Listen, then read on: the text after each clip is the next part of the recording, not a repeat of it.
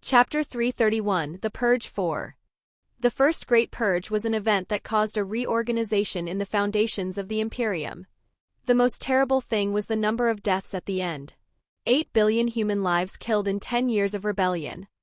Thoughts of Tyrion Lannister, first Imperial Counselor. A bloodbath appeared on the sacred planet, more and more people died every day, all beheaded by force for the entire population to see.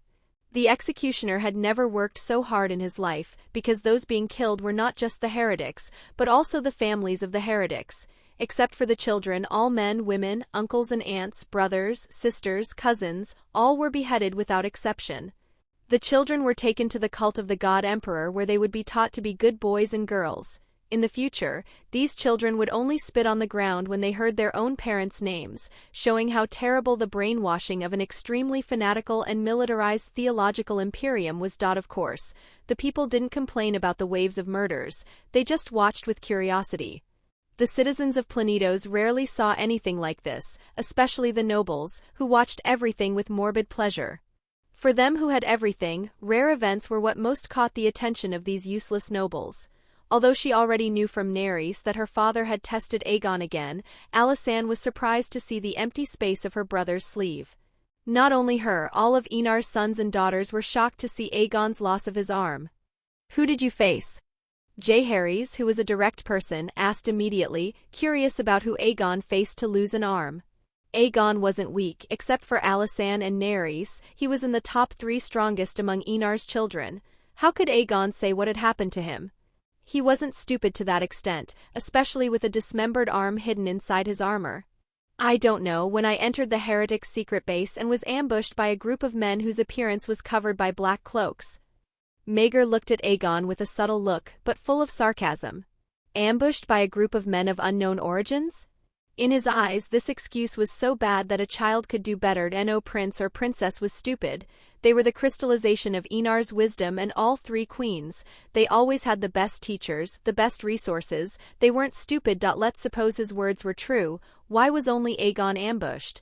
What was so valuable in a normal secret base that it would be worth placing men who had the strength to sever an imperial prince's arm? This was so suspicious that everyone's eyes focused on Aegon with looks of sarcasm, but also curiosity. Although there were lies in Aegon's words, the loss of his arm was real. It could be said that Aegon was the first prince or princess to be injured so severely to the point of losing an arm, which was simply unprecedented. As for the possibility that Aegon had done this alone, it never crossed their minds. The reason for this was very simple. What would the people think faced with a situation like this? All the princes and princesses were fine, only Aegon was injured, and although it could show how brutal the fight was and gain a lot of fame with it, it would also demonstrate that Aegon was the weakest of the group. The gain doesn't outweigh the loss. Aegon certainly knew this couldn't fool his brothers and sisters. It was even difficult to fool his father, who already knew what was inside the secret base, but he didn't care. Maybe out of guilt or something else, Aegon discovered that his father would ignore most of the wrong things he did. He clearly took advantage of this and gained many things over the years, including even great power in the Imperial Senate. So, Aegon wasn't worried about being held accountable and didn't even elaborate a credible excuse for his brothers and sisters. Whether they accepted it or not, he didn't care. Aegon hadn't noticed yet, but everything that comes for free usually costs more dearly. The price for Enar to turn a blind eye to his small conspiracies would come at the right time. Suddenly, when Maegor was about to press Aegon for more answers, a small figure appeared around them. Everyone looked at Nerys with gentle smiles except Aegon, who frowned seeing her. "The Emperor has declared martial law." As soon as Nerys' words sounded, everyone's eyes widened with a touch of disbelief and confusion.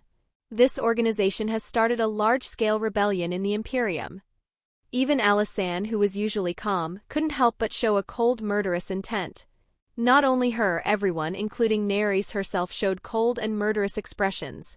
The Imperium belonged to House Targaryen, and the word rebellion was a sensitive topic for everyone.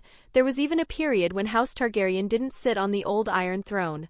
If it weren't for their father's emergence, it was unknown whether Riella, Daenerys and Visenya would have been able to sit on the Iron Throne. So, everyone was really full of murderous intentions. They wouldn't allow mere rats to actually threaten the stability of the Imperium.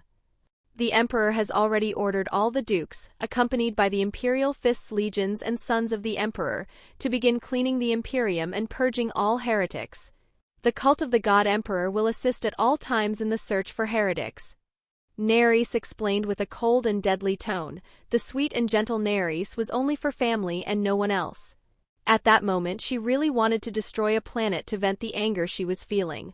Looking at her brothers and sisters, especially at Aegon, who had his arms severed, she spoke again. The Emperor has ordered that all princes and princesses also participate in the Great Purge. You will act as deputy generals on the battlefield. Our Imperial Father has only one order for you. Kill. Nerys finished with a terribly cold tone. Her tumultuous emotions made the air around her seem oppressive and extremely threatening. Including Alysanne, everyone looked at the little girl with a touch of solemnity. It was the first time they had seen this side of the delicate and fragile Nerys. Alysanne could stand well before the girl's crushing pressure, but the same couldn't be said for the others. They felt they were seeing an extremely large shadow pressing them to the point where they couldn't look into Nerys' eyes. Looking at the delicate and fragile Nerys, whom he had never taken seriously, really being so powerful, made Aegon's jealousy rise to extremely high levels. In his eyes, Nerys had this power because his father was partial and strengthened Nerys with blood magic. If he had this power, would he have difficulty becoming a crown prince? At least in his eyes, there was no possibility of him losing to Alysanne in everything they did. Unfortunately, he didn't have such power. Aegon just looked at Nerys with a cold look and hid his ugly feelings in the deepest part of his being. But he was constantly thinking that Nerys had slept with Enar to get such power. If Alysanne or Nerys knew Aegon's malicious and jealous thoughts, he probably would have lost his other arm or a leg. Go prepare, we will meet at Viseigna's wall, Alysanne said with a solemn tone. She didn't expect this mere organization to be so powerful, but thinking it was a 1,000-year-old organization, accumulating more and more power over the years, she felt it slightly reasonable. She didn't believe that the true humans had no relations with the nobles, because it was simply impossible for this organization to grow without support. Alysanne began to suspect the nobles, especially the dukes. Although the nobles weren't so militarily powerful, this because of the Imperium's laws, she knew that power had many forms, including money and knowledge.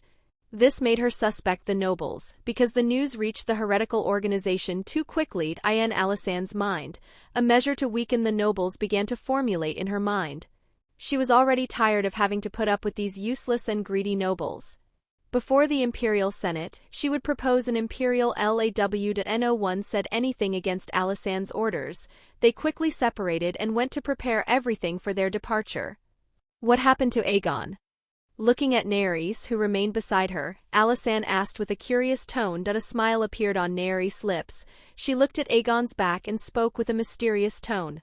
A test from our Imperial Father for his beloved son. It seems he failed the test, Alysanne commented with a laugh, seeing Aegon's ugly expression was quite pleasant. As for the test, she didn't ask anything. Nerys nodded her head and said with an elegant smile. And failed miserably. Our Imperial Father didn't hide the disappointment on his face. Alysanne couldn't help but click her tongue in admiration at Aegon's stupidity. It was rare for the Emperor to show any reaction of disappointment regarding his sons and daughters, showing that Aegon had really failed miserably in the test. Be careful with Aegon, sister, he has the scent of chaos in his soul. Leaving these words, Nerys disappeared again, leaving Alysanne thoughtful. Remembering the conversation she heard 1,000 years ago, Alysanne's face became somber. Although she didn't like Aegon, he was still her brother, whom she had seen grow up and spent long hours together with. Aegon, our father is really partial to you. He loves you despite you being an irreparable failure. Alysanne murmured and walked toward her room in the Imperial Palace. Chapter 332 The First Civil War. Humanity is naturally lazy. You always have to show them they are in danger or they become weak and without determination. Thoughts of the God Emperor of Humanity about humanity. Looking at the map filled with red dots, Alysanne's mood was really somewhat chaotic. This was the galaxy map and where the Imperium of Humanity was located.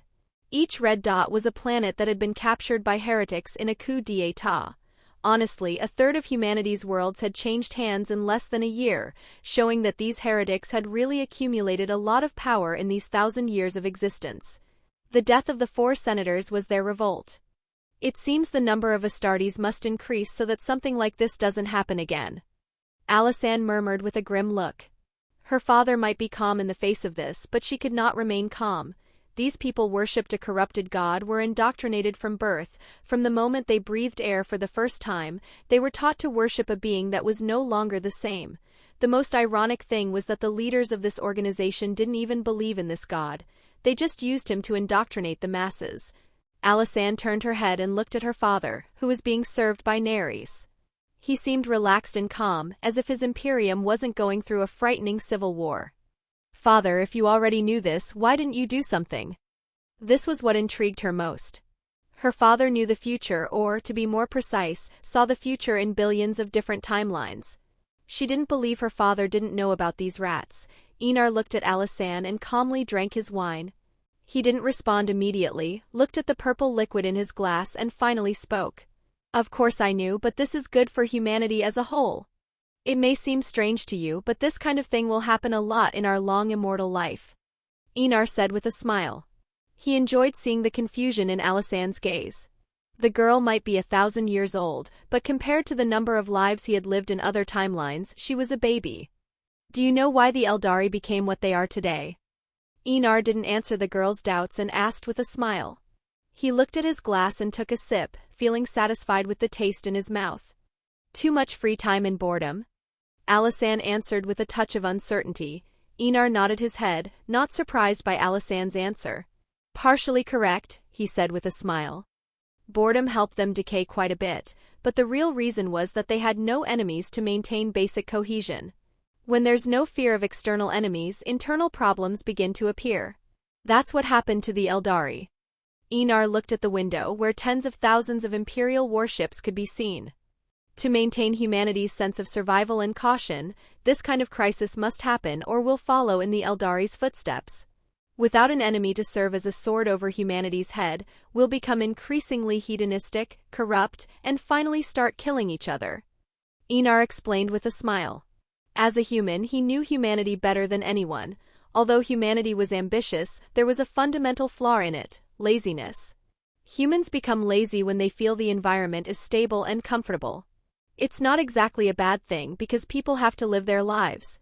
But when you have great longevity, this becomes a big problem. Remember, Alysanne, humans are flawed beings, never underestimate our flaws. Seeing her shocked expression, Enar laughed with satisfaction. That's why we have to have enemies or we'll get lazy, fat, and finally die in our own fat. Alysanne nodded her head, understanding once more that she had much to learn. Instead of looking at the present, she had to look at the future. Only long-term plans could make a better Imperium. Father, before leaving, I want you to read this. Placing a paper on her father's table, Alysanne said with a calm and serious tone. She had spent the entire night writing a solid law proposal. After having this conversation, she felt that the law she created was perfect to help her father. Enar looked curiously at the paper. It was the first time. Chapter 333, The First Civil War 2. I always knew about the Chaos Gods, but only when you stand before one do you understand how insignificant you are.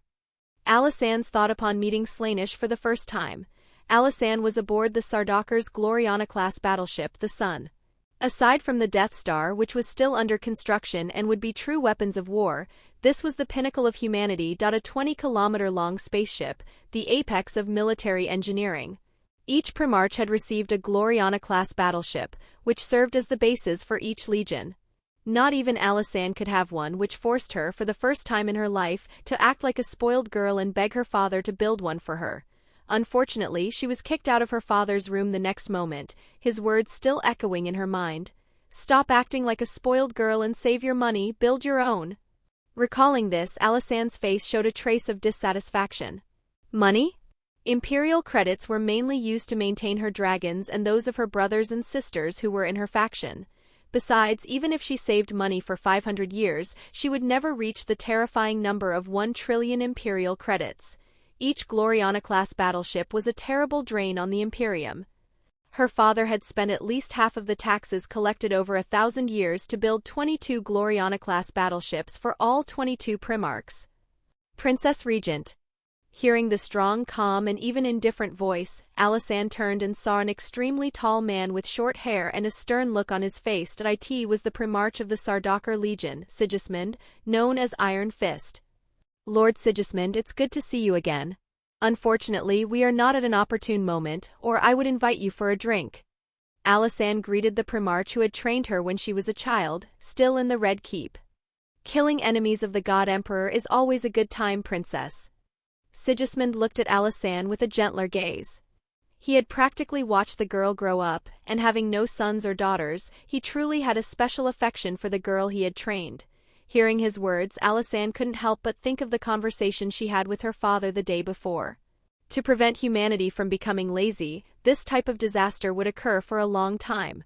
Although it was cruel, it was a cruelty against oneself that would keep humanity at the top of all races in the universe. What race would do this to its own people? Alysanne knew that the human race could do this, especially with her father as a leader. By my father's order, I will be your vice-general until the end of the operation, Primarch Sigismund. Alysanne said, entering a military stance as she struck her closed fist against her own chest. Then I leave you in command of the operations. Sigismund spoke in a calm tone as he sat in the main seat of the Sun's command bridge, a black and particularly uncomfortable throne to sit on. Others might not know, but Sigismund knew that the God Emperor wanted to train Alysanne and all his other sons and daughters in the art of war, not just theoretical lessons but pract. Chapter 334, The First Civil War 3. If you can't take down the enemy with a neutron warhead, you have too few warheads. Thoughts of one of the Sun's controllers before firing a neutron warhead. Alysanne breathed a sigh of relief, feeling the voices disappear from her mind. She had to admit, it was terrifying to speak with a chaos god. The level of existence was entirely different. Knowing that her father did this daily for over 1,000 years only made her admire Enar even more. She felt she would go mad if she spoke with Slaanesh for too long, not just imagining things, but truly felt she would go insane hearing the murmurs of the chaos god. She understood that the level of existence was entirely different. There was an abyss between her and Slaanesh. The mere presence of the Chaos God could collapse all matter and even fragment the universe. Is everything all right, Princess? Sigismund, who didn't know what was happening, asked with a slightly concerned tone. Although he didn't know what was going on, he noticed the princess's solemn expression. It's nothing, I just remembered that I'm just a small human. Alysanne replied, letting out a long sigh laden with worry, helplessness, and finally relief. If the sky were to fall, there was someone to hold it up. She didn't need to worry about the chaos gods, at least not at this stage. Exiting the warp. 1, 2, 3. Warp exit successfully executed. Checking defense systems, thrusters, and weapons. Integrity at 99%. The Sun is operational and undamaged from warp travel. Entering Miller 2 system. Target Suki.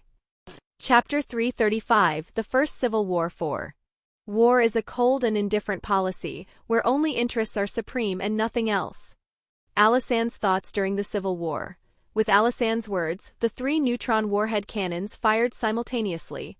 There was nothing for a second, but the next moment, 3 gigantic suns emerged at the entrance of the Miller 4 asteroid belt. The explosions consumed everything in front of them. A large hole appeared in the natural asteroid barrier. The light from the 3 shots was simply dazzling. Everything within a 0.5 light-year radius was engulfed in Lig.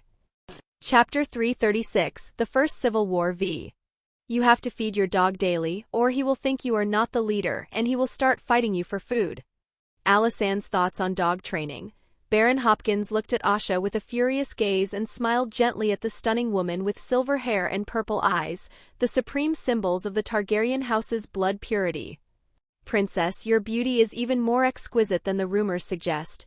Those bards couldn't even capture 1% of your beauty. A series of compliments flowed from the Baron's mouth, making everyone look at the old man with surprised glances. Only Asha looked at the Baron with a smile full of interest. But she wasn't surprised. Humans who usually live a long time have long lost their sense of shame as long as they could stay alive.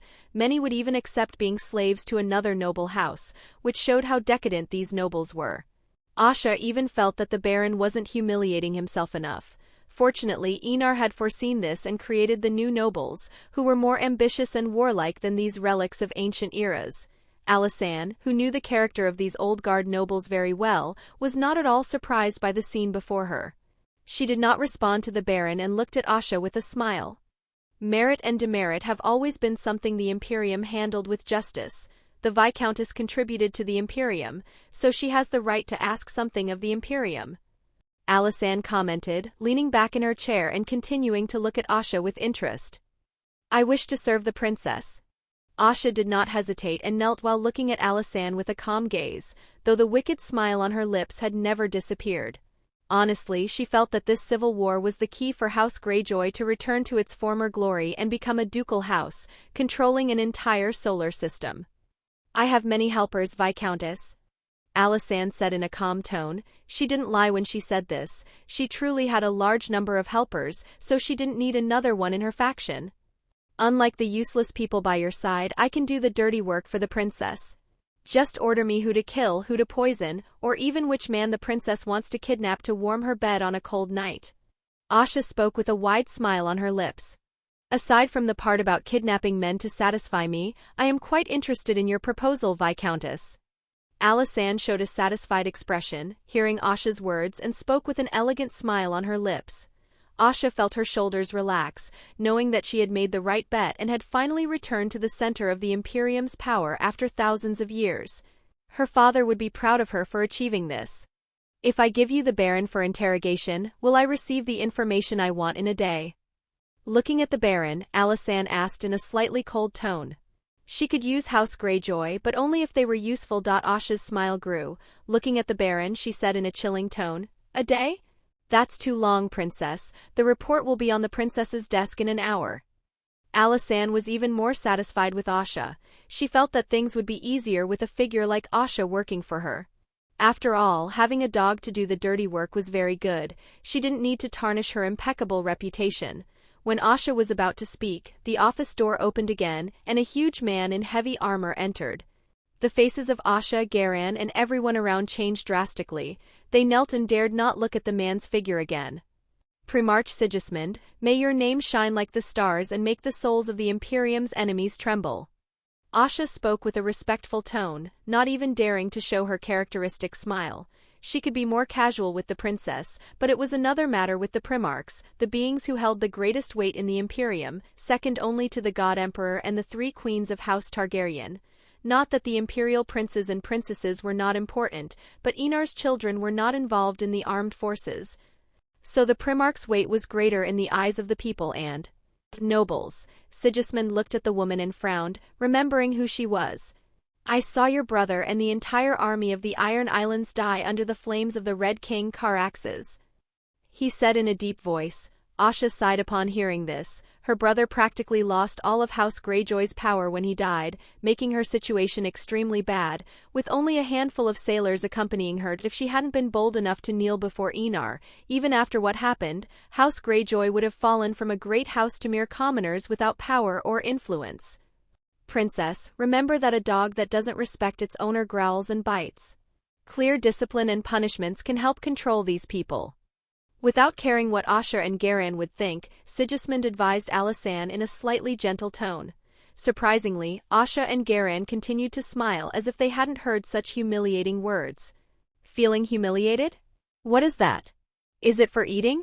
Both didn't care what others thought of them. Only power and money truly moved them. If Alysanne could give them power and money, Asha didn't mind getting on all fours and even barking, acting like a true dog. Looking at Asha and Garan, who remained the same even after hearing such humiliating words, Alysanne agreed with Sigismund's words. These people were dangerous if not disciplined. She would hate to be bitten back by the dog she raised. Everyone besides Primarch Sigismund. Chapter 337, The First Civil War 6. I signed a deal with the devil, but I never felt like I was getting a bad deal. The devil knows how to reward his dogs well. Thoughts of Asha Greyjoy, Viscountess of Soi Prime Xi. Asha looked at the chained Baron with a malicious smile on her lips.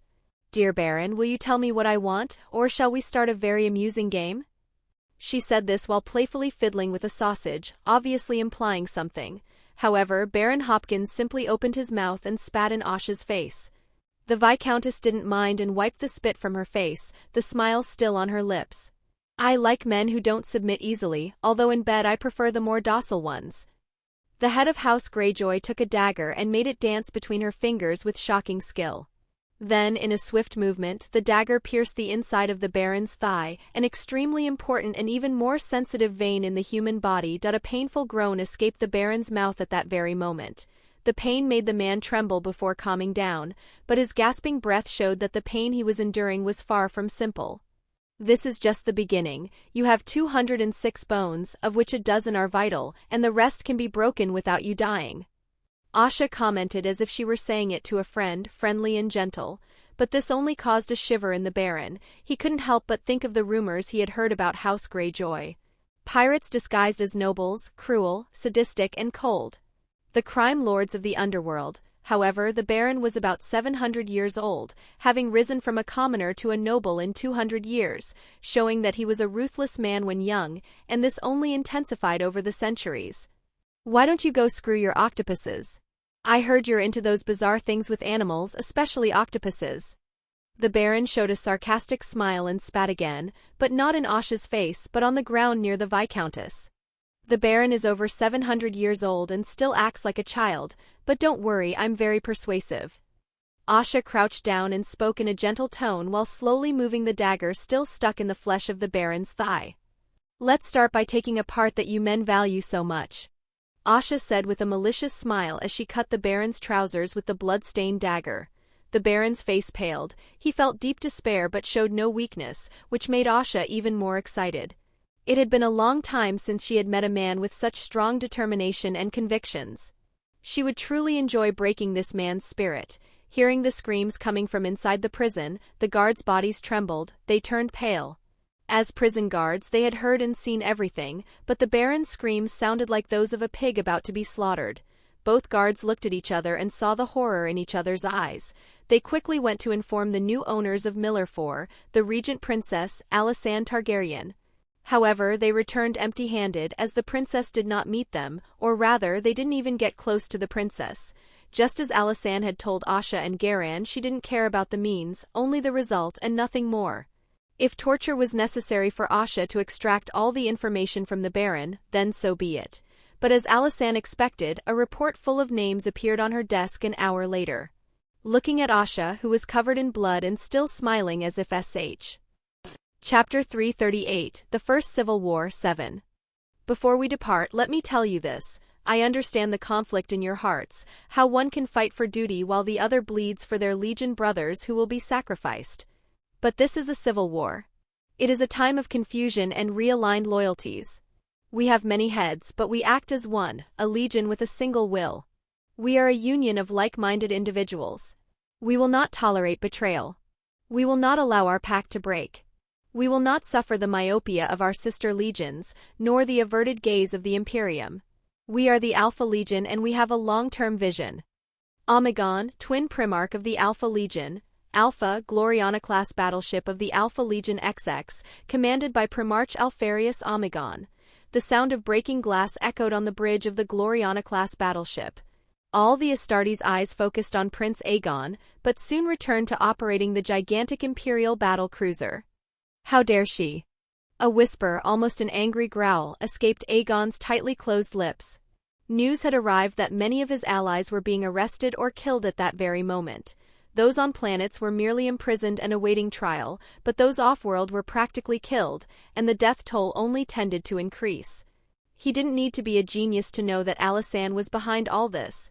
The news of House Greyjoy joining the Sardaukar fleet was no longer new, but a fact everyone knew, especially in the struggle between factions.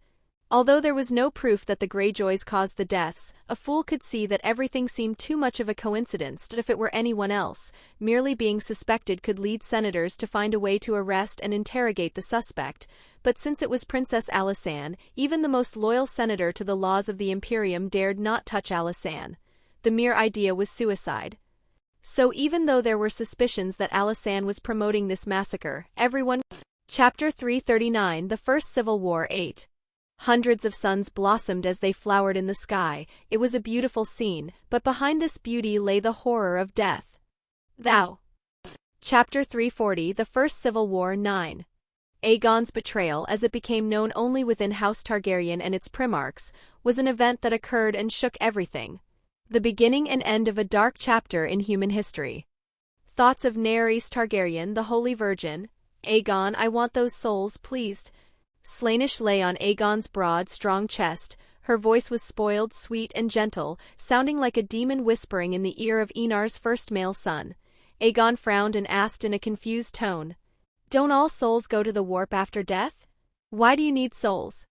"You don't understand. Souls go to the warp, but they are decomposed into the purest psychic energy.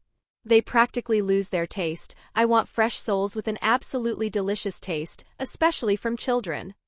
Aegon's face did not change, not even with the mention of possible child sacrifices.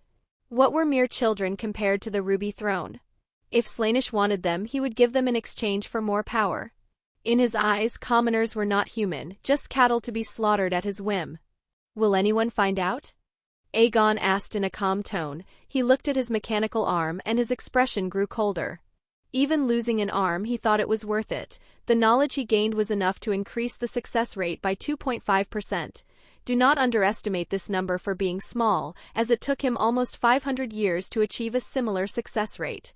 An arm was nothing if it saved him so much time. And to reach this level, the number of dead slaves reached the terrible number of 25 million. Although compared to the number of 3.5 trillion humans, 25 million was nothing. Assuming your father or mother weren't nearby, others barely noticed anything abnormal.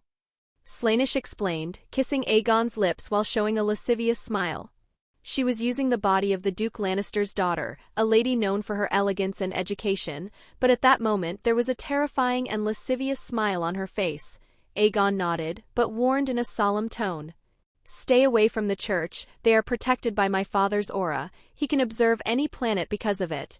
If he notices you, we will be in big trouble." Aegon had no doubt that he would die if his involvement with a Chaos God was discovered. His father wouldn't even need to lift a hand, his mother would spa. Chapter 341, The First Civil War X. Find pleasure in every moment, indulge in every whim. Let lesser races feel the weight of their crude lives. We are beyond such concerns or anxieties. All power is ours to wield, every sensation is ours to experience. We are truly masters of the galaxy, and all others exist only to satisfy our curiosities. We have earned our position of power. Let us forever savor the fruits of such conquest. Time itself is under our command. We are eternal. Eldari glyphs translated, found amidst the ruins of the Celestial Grandeur Sanctuary. Sagittarius Secundus at this moment was nothing more than a ruin of what was once a planet full of life. The orbital strike razed everything in its path, whether cities or even people who were transformed into dark shadows on the ground. The radiation killed everything on a large scale, but fortunately the radiation was not something truly impossible to resolve, so with a planetary atmosphere transformer everything would be fine after a few years. Fortunately, the alarm sounded before the orbital strike. So many people were alive and well. The church began to help the people, including those who survived the explosions and radiation. Note, I had to look at some photos of the atomic bombs dropped on Hiroshima and Nagasaki. Although nuclear bombs and neutron bombs are essentially different, the heat generated is somewhat similar, so I included slightly similar side effects. However, the resistance in Sagittarius against the central government was still strong. Count Barlow successfully survived the orbital strike and fled through secret channels to the true human's base. The Count gritted his teeth hard, seeing his planet destroyed. The death toll reached 2 million, but compared to the planet's population of billions, it was not a big deal. However, what hurt the Count the most was that the foundations of House Barlow disappeared in a single day. Even if he rebelled openly, he had nothing but a few men. The planetary defense system was gone, and even if he won the war, which was impossible, he could not defend the planet from pirates or other criminal organizations in the Sagittarius 3 system. Just thinking about it made the hatred he felt for Aegon reach heights never before achieved. "That ship prince still hasn't come down?" he asked with a dark and cold expression. "He still remains on the Gloriana-class battleship." The butler spoke with a heavy tone, full of helplessness. Count Barlow nodded his head, and his jaw subtly clenched. He knew more than anyone that if Aegon remained on the Gloriana-class battleship Alpha, he could never attack. "Hello, Mr. Barlow," suddenly, a seductive and lustful voice sounded in Barlow's ear. His body reacted instantly, the purest feeling of lust coursed through his veins. A look full of greed, madness, and hunger appeared on his face. Turning his head, he saw a woman with long blonde hair, blue eyes, and a seductive smile on her red lips. She wore something, if leather straps the width of 3 fingers could be considered clothing. It was Slaanesh possessing the dead body of Joanna Lannister, the granddaughter of Tyrion, the first imperial counselor. Of course, Barlow did not know the identity of the dead body before him, and even if he did, he would not care. The hunger in his eyes only intensified upon seeing the source of the seductive voice in his ear. Barlow's butler was in the corner, with his pants down and his hand moving back and forth on his private parts. There was an almost morbid pleasure on the butler's face, as if it were the best thing in the world. Unlike the golden lineage of Enar, normal humans were highly susceptible to the corruption of the Chaos Gods. Astartes were slightly better because of their long training, but they were still influenceable. What was happening to Barlow and the butler was exactly what should happen when a mortal being came into contact with a Chaos God or their demonic apostles from the Warp Realm. "I want to devour the souls of everyone in this place," Slaanesh spoke with a pitiful tone while looking at Barlow as if she were the most wronged woman in the entire universe. Although her words were no different from an animal seeking food to satisfy its insatiable hunger, Barlow, who was under Slaanesh's influence, simply nodded his head. He did not seem to see anything wrong. Simply hearing Slaanesh's voice was enough for him to feel an almost supernatural pleasure. If the Chaos Goddess asked him to kill himself, Barlow would do it without any hesitation. In his eyes at this very moment, accepting all the Chaos Goddess's orders was the most important thing. Slaanesh's eerie and terrifying smile widened, the corners of the smile reaching her ears. "Such a good boy," she spoke, stroking Barlow's head, as if petting a dog after it fetched a ball. Originally, Slaanesh was going to devour the children's souls as she had asked Aegon, but she changed her mind when she heard about the assassination attempt on her most important pawn. Although it was unlikely that the assassination would occur, she did not want to spoil her plan with Aegon's death. So, she decided to eliminate the resistance on this planet for Aegon, so she could devour the souls more easily and without interruption from these annoying insects. If Enar knew that Slaanesh was actually suppressing the rebellion, he would definitely have sent Aegon to more dangerous planets, forcing the Chaos Goddess to clean up the Imperium for him. Who would refuse such a hard worker? What followed at the True Human secret base was one of the biggest orgies this planet had ever seen.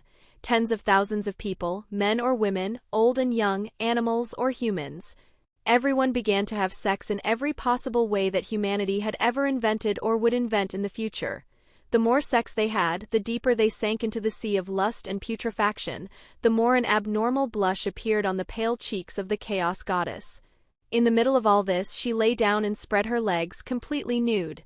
The next moment, men, women, and animals turned into a terrifying black goo. The black goo seemed attracted by something and headed towards Slaanesh, and when it got close to the Chaos Goddess, the black goo was sucked into the goddess's intimate region. Note: if anyone wants an image, just look up Bilquis in American Gods. Her black hole pussy is insane. Slaanesh rolled her eyes and showed a far from innocent expression. Her body contracted, her fingers curled, and her body writhed to the sides. It was terrifying, grotesque, and insanely strange. "I love this universe," Slaanesh murmured to herself, looking at the ceiling, still feeling the purest pleasure coursing through the veins of the body she was possessing. Getting up, Slaanesh looked at the empty place with a touch of dissatisfaction in her gaze. The time was too short, so short that it made her feel extremely irritated to the point of wanting to destroy the planet beneath her. But remembering her plans, she regained a little of her rationality, but the flesh moving grotesquely beneath her skin showed that her madness was only slightly suppressed. "Devour."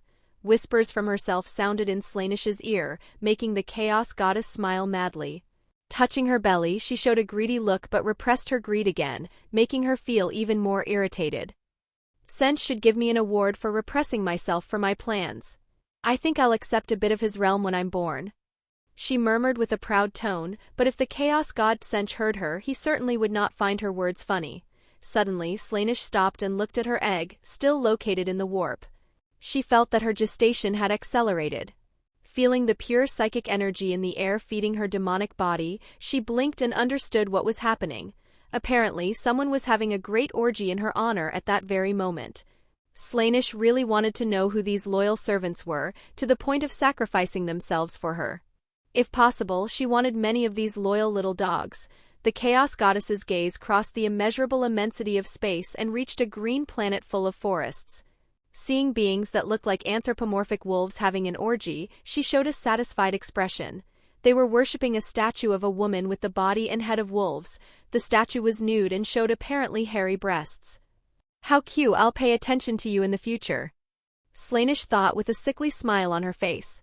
Just imagining playing with the planet and making it fall into her clutches relieved the anger she was feeling at that moment. The wolf race did not know that worshipping a statue of a sex goddess would attract the attention of one of the most terrifying beings in the universe. If they knew, perhaps they would initiate vows of celibacy for their entire lives. Dear Eldari, have more sex and fall into depravity faster.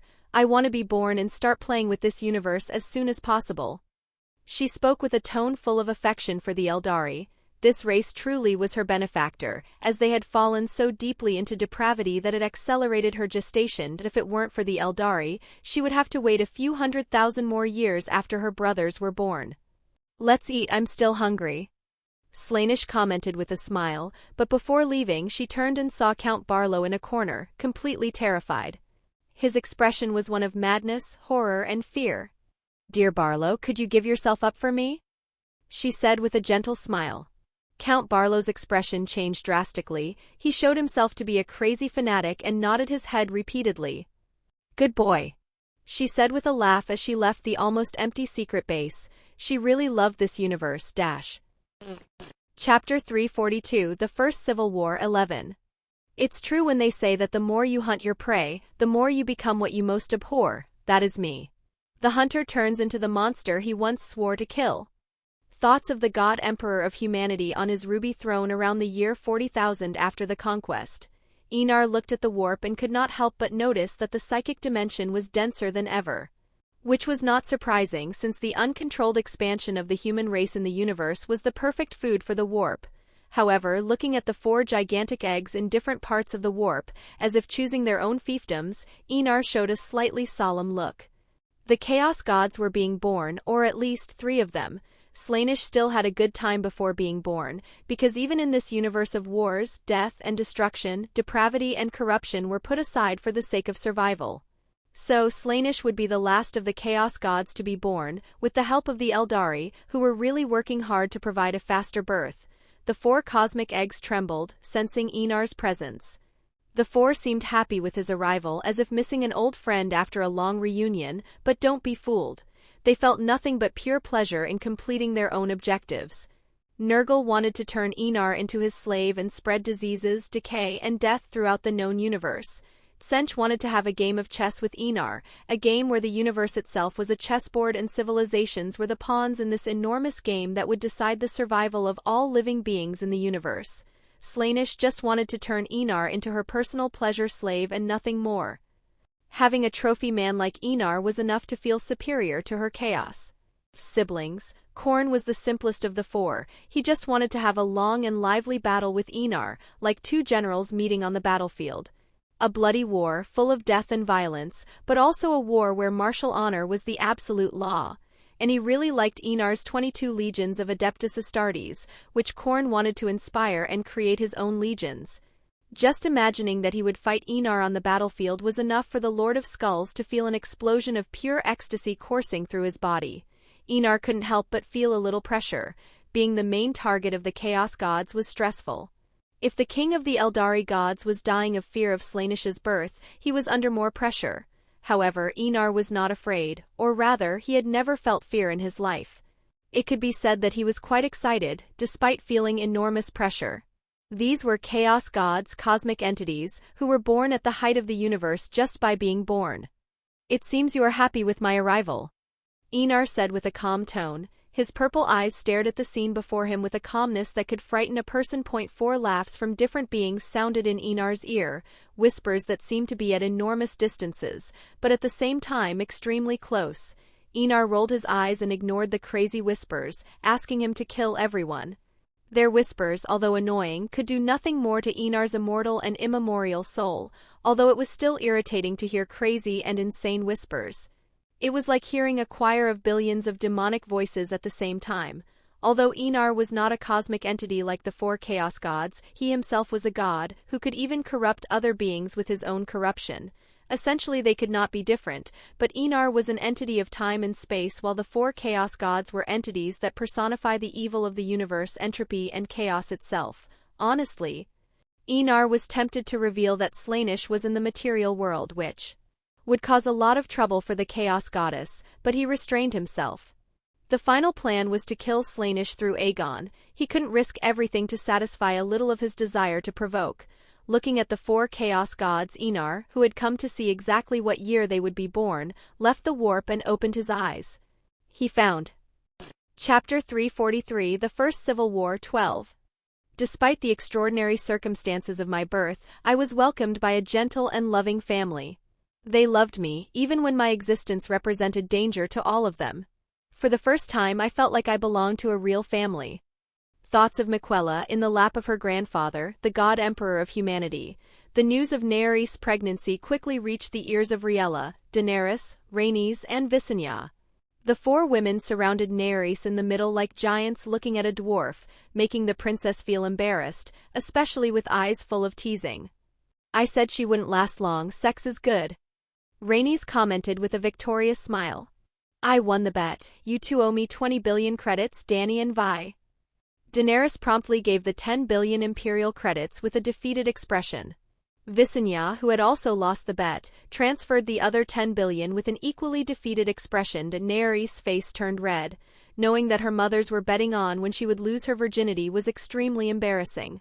She wished a hole would open in the ground and she would jump in without any hesitation.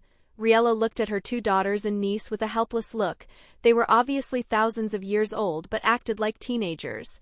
It's not the time for this, but when Enar is going to kill the man who dared to profane his favorite daughter. We have to help or he will be killed. Although Alysanne was Enar's heir, the one who spent the most time with the Emperor was Naerys herself. That's why the feelings he had for Naerys were deeper than those for his other sons and daughters. The Imperial father already knows. Naerys spoke with a helpless expression. She only said she was pregnant but never said she was still a virgin and her vows were still intact. He didn't kill your secret husband? Daenerys asked with a surprised expression. From what she knew of Enar, he could very well kill anyone who dared to deflower his daughter.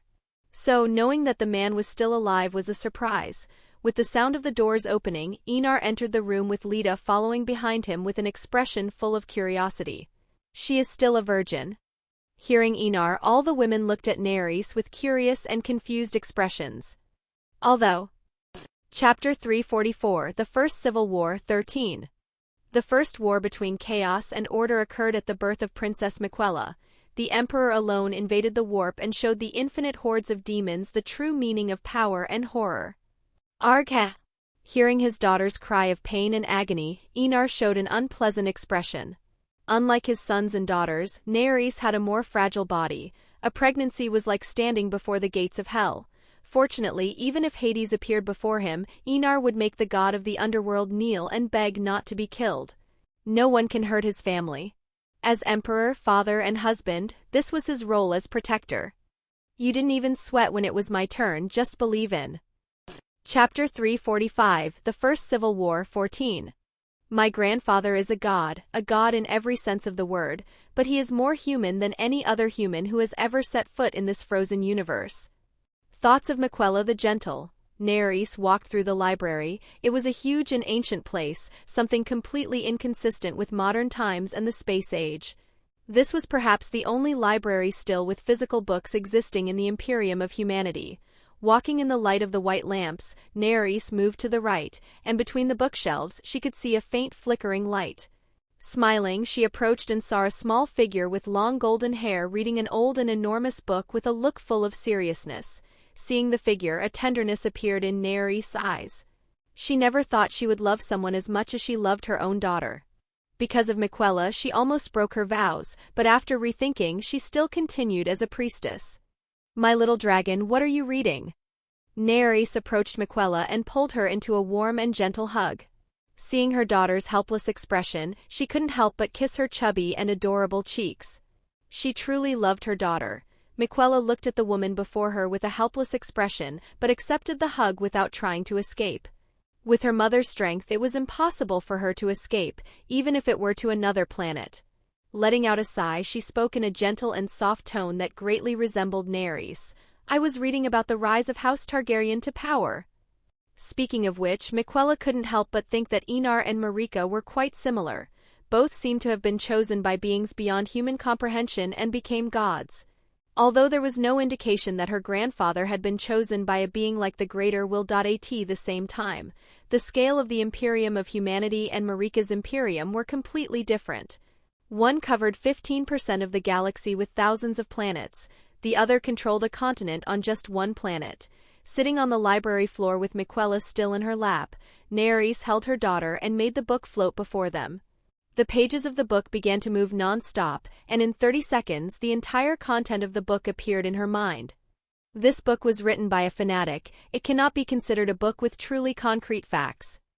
Nerys said with a laugh, observing the flattery and exaggeration speaking about her father. I end the author's words. Enar descended from the sky riding on clouds and accompanied by angels. The ground he touched turned into honey, and his touch could cure all diseases. I know, but there are some interesting facts. Miquella certainly knew there was a lot of exaggeration in the author's words, but she didn't care as the reading was interesting enough. For example, he doesn't hesitate to talk about the good things my grandfather did. But he ignored the atrocities he committed. Nerys added with a smile. Was Enar a saint? No, far from it. He was a tyrant in every sense of the word. Countless races call him the tyrant, despot of Planetos, or demon of humanity. And these beings were right. He was all that and much more, but he was also a saint to humanity, an emperor god who, in just over 1,000 years, transformed humanity into a high-level race in the known universe. Remember, Miquella, any race other than humanity is our enemy. If we are weak, they would attack without any hesitation. In this space age, kindness means being cruel to yourself. Without the insatiable search for resources, humanity will wither and we will become weak. Nerys explained with a gentle and warm tone. She might be kind, but that kindness was reserved only for her family. I understand, Mother. Miquella said with a calm tone. Compared to her old world, this one was definitely infinitely crueler, bloodier, and with even more insane constant wars. She still remembered the day she was born. Her soul arrived in a different dimension, and she saw her own grandfather and the dragon Caraxes fighting against trillions of beings in a war that would make the conquest of Middle-earth seem like a children's fight if she had been born into any other family. Her fate would have been tragic, being devoured by trillions of demons. Fortunately, she was born into a family of gods, with her own grandfather being one of the strongest beings this universe has ever known. Your grandfather requested your presence in the throne room. Nerys said with a smile as she got up from the floor with Miquella still in her arms. Miquella nodded her head and was not surprised. Her grandfather called her once a day to the throne room. The reason was simple. He wanted to see how her body's situation was. Yes, she grew fast in this world, and in less than 2 years she looked like a 12-year-old teenager, but her growth stopped, or rather, became non-existent. Miquella had to admit, the curse that imprisoned her and her sister was still present in this universe. At first she felt nothing, but as time went by she felt the familiar energy inside her soul, corrupting her body. Remembering her sister, Miquella touched her rib and showed a determined look. She would make her sister be reborn in this universe. Fortunately, she had her sister's soul trapped in her own soul, so it wasn't difficult to make her reborn, especially in this world, where cloning technology existed. Miquella could create a body for Malenia and change Malenia's bow. Chapter 346, The First Civil War, 15. Others may see the Emperor God of Humanity as an indifferent and cold god, but to me he was a fun, funny, and even childish grandfather. Even after thousands, tens, or hundreds of thousands of years, he still remained the same, all because he had a family to serve as an anchor in the indifferent and cold sea of divinity. Thoughts of Miquella about her grandfather in the year 40,000 after the conquest. When Miquella blinked, she found herself in the lap of the man sitting on the throne. Looking up, she saw a pair of purple eyes staring at her with a gentle and smiling look. A characteristic that his lips also demonstrated. Did you enjoy your time in the library?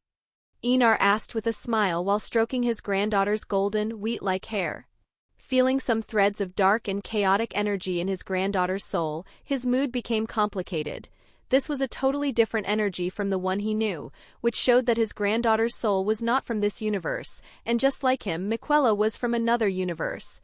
However, that was not what mattered, but the curse on her soul. Enar discovered that the origin of this curse was a god, an extremely powerful god and moreover, full of madness and horror. Honestly, the idea that his granddaughter was cursed by an outer god was worrying. Fortunately, Enar could use his own aura to prevent the curse from continuing to spread through Miquella's soul. However, he could not free his granddaughter from the curse, which left him quite upset, as this curse was like a necrotic parasite feeding on Miquella's soul. "Knowledge is comforting," Miquella said with a gentle tone while narrowing her eyes, feeling the hand on her hair. Whether it was Marika or Radagon, neither of them was as gentle with her, especially her mother, who despised her for being cursed. Enar nodded and asked with an amused smile, "Do you want to play with Caraxes?" Hearing her grandfather's words, Miquella couldn't help but remember the gigantic crimson dragon. She had seen dragons in the lands between, but seeing Caraxes renewed her perception of dragons. In terms of magnitude, the dragons of the lands between were like lizards next to Caraxes. There was no comparison. The dragons wouldn't even be enough to clean Caraxes' teeth, especially after learning that Caraxes' food was the cores of entire planets. And according to her grandfather's words, his dragon would eventually feed on stars or even black holes in the future. "No need, he must be tired from the events of my birth." Miquella shook her head and refused her grandfather's proposal. Although it was tempting to ride such a large and powerful dragon, she didn't want to disturb his sleep. "Caraxes likes you a lot. If you want to play with him, let me know and I'll wake that fat dragon up again." Enar didn't force it and spoke with a laugh, remembering Caraxes' appearance at the end of the Battle of Miquella's birth. The dragon liked the girl very much. If Enar wasn't alive, Miquella might try to claim the dragon. Miquella nodded, but she definitely wouldn't be a spoiled girl to the point of waking the King of Crimson Destruction just to play. If others knew about this, it would be a stain on her noble name. "Imperial Father, don't spoil Miquella so much." Naerys couldn't help but speak with a slightly helpless tone about Enar's actions. Who was Caraxes? He was the father of dragons, the king of crimson destruction, the scourge of the dead, and the Red Judge. He was the symbol of House Targaryen and a true enemy deterrent weapon. When humanity first came into contact. Chapter 347, The First Civil War 16. The world is a dirty place. I learned that when I saw my mother raise my siblings in a dungeon and treat them as something worse than slaves, mere blemishes on her beautiful golden reputation. Thoughts of Miquella upon seeing Aegon. Being expelled from the throne room, Miquella walked through the corridors of the enormous imperial palace. Honestly, she thought the palace was huge and totally unnecessary, but after learning that it symbolized imperial power, she understood that everything was to maintain a divine and imposing facade. Looking at the servants and maids, who looked at her with reverence and respect, Miquella didn't feel much. Whether in her past life or this life, she had gained great respect because of her noble birth. So she was used to everyone's eyes on her. Miquella put these thoughts aside and finally found who she was supposed to meet. Lady Liara of House Stark and future Duchess of the planet Inverness. The second woman was her cousin, Princess Sarah of House Targaryen. She found the two women talking in the corner of the corridor, both extremely close to each other. Remembering the rumors between the two women, Miquella didn't care about other people's lives. Lady Liara, Princess Sarah. Miquella greeted the two women with a gentle and graceful look. Her innate ability, which was capable of enchanting all people, did not work within the walls of the imperial palace, something she thanked her grandfather for, as she knew better than anyone how terrible that ability was. Miquella always wondered if everyone loved her because they loved her or if they were influenced by her ability, but she was sure that Malnia loved her for. Chapter 348, The First Civil War 17. I like this world, even if it's full of wars. Maybe it's because I've come to love this family of incestuous weirdos. Miquella's thoughts upon seeing her uncles and aunts for the first time. Sitting at a table, all of Enar's sons and daughters were present. Balon, who was the youngest, did not look particularly strong. He looked more like a politician than a warrior, with no apparent muscles. Totally different from Maegor, who physically looked the largest and strongest among all of Enar's children. He smiled gently while showing a lazy and casual expression, which could be seen in his posture, almost lying in the chair, which made Jaehaerys, who valued etiquette, frown at the rude behavior. However, Jaehaerys remained silent, as everyone's eyes were focused on the small figure of the girl with long golden hair. Although it was difficult to differentiate the gender of the emperor's youngest granddaughter, Miquella had an androgynous beauty, so it was quite difficult to guess whether she was female or male. Note: maybe an animal? Just kidding, I want to stay away from those people who think they are animals. Every video I see, I feel like I want to tear my eyes out.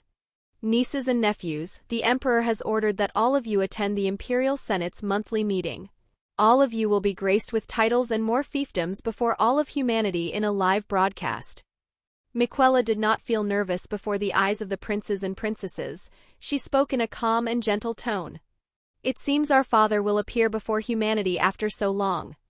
Daenerys, Aemon's wife, commented with a smile.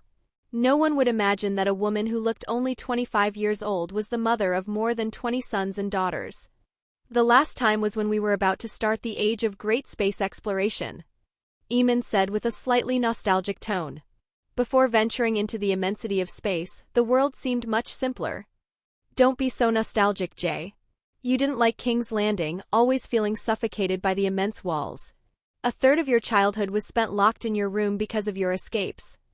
Jaehaerys mocked Aemon with a touch of amusement. It wasn't once or twice that Jaehaerys ran away from King's Landing. Every time he was captured back and confined to his room for a few months, Jaehaerys couldn't help but feel embarrassed, especially with his obscure past being told before his aunt, his own daughter, and Robb Stark's granddaughter. Sarah wanted to laugh but held back, although her trembling shoulders indicated that she was laughing inside. Knowing her father's personality, she knew it was the purest truth. Even today, her father constantly runs away from the planet to venture into the universe riding his own dragon. While Sarah held back from laughing, the same could not be said for the others. Everyone laughed without any hesitation. The memory of Jaehaerys being punished was very funny, especially when Rhaenys did not hesitate to punish her son. Jaehaerys felt his world lose color before the laughter of his brothers and sisters. He felt he lost all the prestige he had. Knowing he had to change the subject, he looked at Aegon and then at Alysanne with a malicious smile. Sister, I heard you welcomed the matriarch of House Greyjoy, even raising the title of House Greyjoy. She must have been very useful in repressing the cultists of the True Humans cult. As soon as Jaehaerys spoke, Alysanne wanted to slap her younger brother's presumptuous face. The laughter stopped. Everyone looked at Aegon and then at Alysanne with interest. Maegor, who had a faction in the Imperial Senate, looked at all this with an equally malicious smile. As for the fear of Aegon, this might be true for other people, but it was definitely not true for the princes and princesses. They were Aenar's sons and daughters. Why would they be afraid of their brother, even if he was powerful? Except for Alysanne, everyone had equal status, so no one was intimidated by Aegon's cold gaze. They even smiled in provocation. What can I say?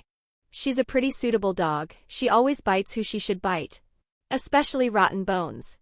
Throwing some grapes into her mouth, Alysanne spoke with an indifferent tone. As for Aegon? If Aenar's sons and daughters didn't fear him, this was even more true for her. Her eyes were focused on Aegon when she spoke about rotten bones. Aegon's face was calm, but his eyes seemed to freeze a star. His slightly clenched jaw was visible to everyone. While the civil war was happening, Alysanne took the opportunity to clean up his supporters. If he had about 100 members in the Imperial Senate, now he had 30. These 30 were clean and had no criminal records, which is why they escaped being killed or arrested during these 2 years. At the same time, his reputation plummeted. Who would support Aegon if he couldn't even protect his allies? The fight in the Imperial Senate was marked by the imperial family controlling everything, so choosing a faction was choosing to offend a member of the imperial house. Because of this, they hoped to get the protection of another prince to confront the factions of the other princes and princesses. But apparently, Aegon couldn't protect his own allies, which greatly harmed his reputation. Even gaining a lot of fame in the Civil War, he was still greatly affected. The most despicable thing was that Alysanne also cleaned up her own faction, which demonstrated impartiality and justice in the eyes of the people, politicians, and nobles. Thank you for your help, sister. Aegon spoke in a calm tone. These poor bones were feeding on the Imperium while doing nothing. It was fair that they were arrested or killed. All for the good of the Imperium. I'm glad you understood that, as it saves me the time of reminding you that, just like the commoners, we are our father's servants. And servants must have the mentality of servants and serve the Imperium with body, soul, and mind. Alysanne spoke with a smile, but every word she said made Aegon's expression change slightly. Miquella, who was also eating some grapes, had her cheeks puffed out with so many grapes accumulated in her mouth, looking like an adorable squirrel. Looking at the scene before her, she understood why her grandmothers loved to see conspiracies and political fights. It was incredibly interesting to see powerful people fighting each other. It was like dogs fighting over a bone. Seeing Aegon's expression, Princes Aemon and Jaehaerys seemed satisfied with what was happening. They really didn't like Aegon, who always had an arrogant expression, as if everyone owed him money. It was extremely irritating to be treated with such pride, even if everyone's status was equal. Especially by Aegon, who thought he was the sun and that everyone should orbit around him, as if he were someone really important. Aegon's gaze couldn't be darker at this moment. His robotic arm began to itch with an unbearable itch. It was a symptom of energy overload in the robotic arm itself, connected to Aegon's nervous system. I will remember the Crown Princess's words. I will give a generous reward for the help. Aegon spoke in a cold tone. Having said that, he stood up and left with a calm expression, but seeing his clenched fists, everyone knew that the Imperial Palace would lose a few more vases and marble statues.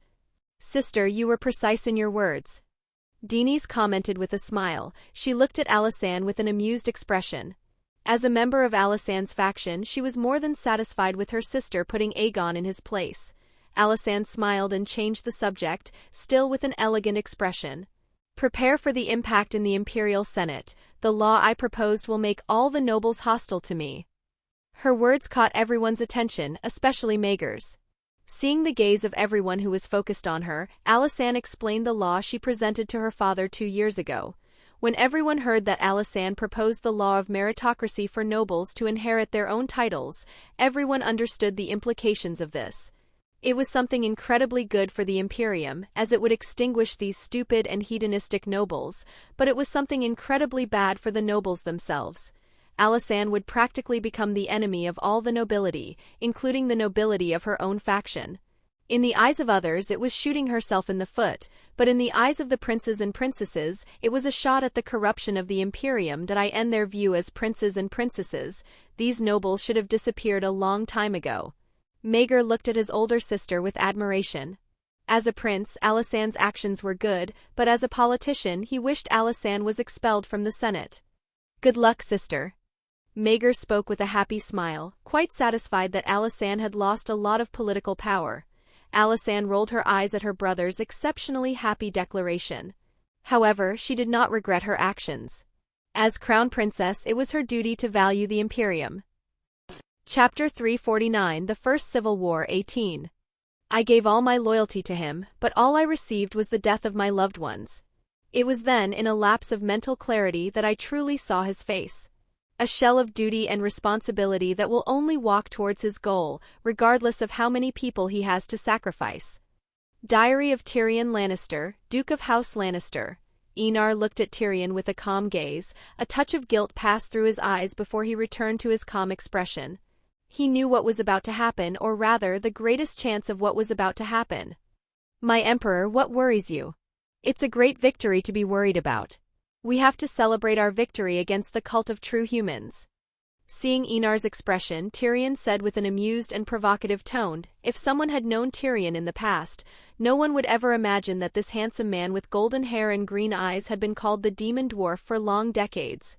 Seeing Enar, who still wasn't smiling, Tyrion's smile disappeared. He felt that what worried the Emperor was truly a serious matter. It had been a long time since he had seen this man show such solemnity. Tyrion. Enar finally spoke. He looked at the advisor who had accompanied him for 1,000 long years with a solemn gaze. Aegon sacrificed your granddaughter to be a vessel for Slaanesh. Enar was direct. He didn't lie or shy away from the guilt. He simply said everything at once. Tyrion's face turned pale.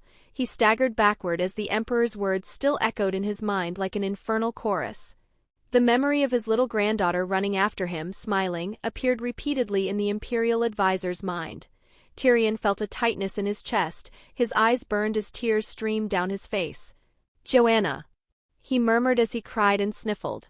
By being born into the family he was born into, he learned that love was more important than anything else. Looking up, Tyrion looked with blurred vision at the being sitting on the ruby throne. The being who made him feel respect and reverence had a look full of guilt, but he saw it. There was no feeling of regret, only guilt. "Did you know?" Tyrion asked with a trembling voice. He knew that the Emperor could see the future, so he could predict many things. Enar did not hesitate and spoke in a calm tone. "Yes." The word was like a sword piercing his heart. The answer made him lose the ability to breathe for a moment. "Enar, I accompanied you day and night, always by your side advising you," Tyrion said with a tearful tone. "Even giving my life for you, you still used my granddaughter as an easily discarded pawn." Enar said nothing, but his silence was more than revealing. "You are not human, you are just a shell of responsibility and duty. Your golden path is built by the skulls of everyone we love." Tyrion whispered in an increasingly low tone. He looked at the brooch on his chest, which represented the position of advisor, and fiercely tore it off his chest in a moment of fury. He threw the silver hand against the ivory steps. The object bounced a few times and stopped under the steps. As soon as Tyrion did this, Leda, who was behind Enar, moved. She appeared next to Tyrion and her sword, Dawn, touched the neck of the first Imperial advisor. Looking coldly at the man, she spoke in a cold tone. "Be careful with your words, Lord Tyrion. You will be accused of high treason." Tyrion didn't even look at Leda. He looked at Enar on the throne and let out a deprecating laugh full of desolation. "Treason? Wasn't it you who betrayed me? I was loyal for longer than any other man, but what I received in return was my granddaughter dead and sacrificed by the son of the person I am loyal to." Enar again did not deny it. He just stared at Tyrion with a complicated look. "Why?" Tyrion asked with a calm tone, but there was a feeling of pure fury in his chest. "Why did you let her die?" He wanted to know why his little girl deserved such a horrible death, to the point that even her body could not rest in peace. Enar let out a long, tired sigh. He looked directly into Tyrion's eyes and spoke in a calm tone. "I couldn't. If I did, Slaanesh would know that I am watching Aegon, and my 1,000-year plan would disappear as if it had never existed." Tyrion felt his world was falling apart, but he stood firm and spoke with a sarcastic tone. "Because of a plan, because of a damn plan, you let my little girl die and her body be inhabited by a monstrosity." Leda's sword deepened into Tyrion's neck. She couldn't help but look coldly at Tyrion. In her eyes, everyone sacrificed things for a better world. Why should Tyrion be the only one who hadn't made sacrifices? "Yes, a plan." Enar accepted Tyrion's words with a feeling of guilt, but again he did not hesitate to answer. He always believed that actions had consequences and that he should accept those consequences. "I am not a hypocrite, Tyrio." Chapter 350, The First Civil War, 19. Politics is like this: you lose or win, but the price for the loser is often to fall into misery. Without mercy, pity, or sentimentality. If you want to be a politician, be ready to become a monster. Alysanne Targaryen. Alysanne was about to meet her father and saw the first Imperial advisor walking with a somber and desolate expression. It was the first time she had seen the cheerful, funny, and playful Tyrion showing an expression like that. "Did something happen, my dear Duke?" Alysanne couldn't help but ask. Tyrion's expression was truly abnormal and worrying. After all, for 1,000 years Tyrion had never shown a worrying expression. Looking at the witty and concerned princess, Tyrion couldn't smile or even make an effort to talk to her. He moved out of her way and left without saying anything. He didn't address any word to Alysanne as if she didn't exist. However, Tyrion stopped his steps. He turned around and spoke to the princess with a calm tone, so calm that it sounded extremely cold and indifferent. "Princess, be careful not to become another sacrifice in the Emperor's great plan." Alysanne narrowed her eyes and didn't like Tyrion's tone at all. She felt that there was no respect in his words mentioning her father. Showing a casual expression, the princess spoke with an equally calm and cold tone. "Pawn? If my father wants to use me as a pawn, I would gladly accept. There are things more important than one's own feelings." So what if she was a pawn in her father's hands? Everyone was a pawn in this great game that involved the survival of the human race and the survival of the known universe itself. Whether it was her, her mother, or even her own father, they were pieces on the chessboard. Pawns could be sacrificed for the greater good. Aegon would die to kill the other's queen, and her father, even loving Aegon, would do it without any hesitation. Because everyone could be sacrificed, regardless of who they were. This was a war involving extremely powerful cosmic beings whose mere presence could cause mutations on an entire planet. To think that no one would be sacrificed was a naivety that she didn't expect to see in Tyrion. Hearing her words, Tyrion widened his eyes, but he regained his composure instantly. Like father, like daughter. You two are the same, capable of sacrificing those you love for a plan that you don't even know if it will be a success or a failure. That's why you are only an advisor, Lord Duke. Alysanne spoke with a cold tone. All we can do is our best, whether in success or failure, we give our best and we will not regret it. By the way, Alysanne looked directly into Tyrion's green eyes and spoke with a terribly cold and murderous tone. Speak of my father again without due respect and I will kill you.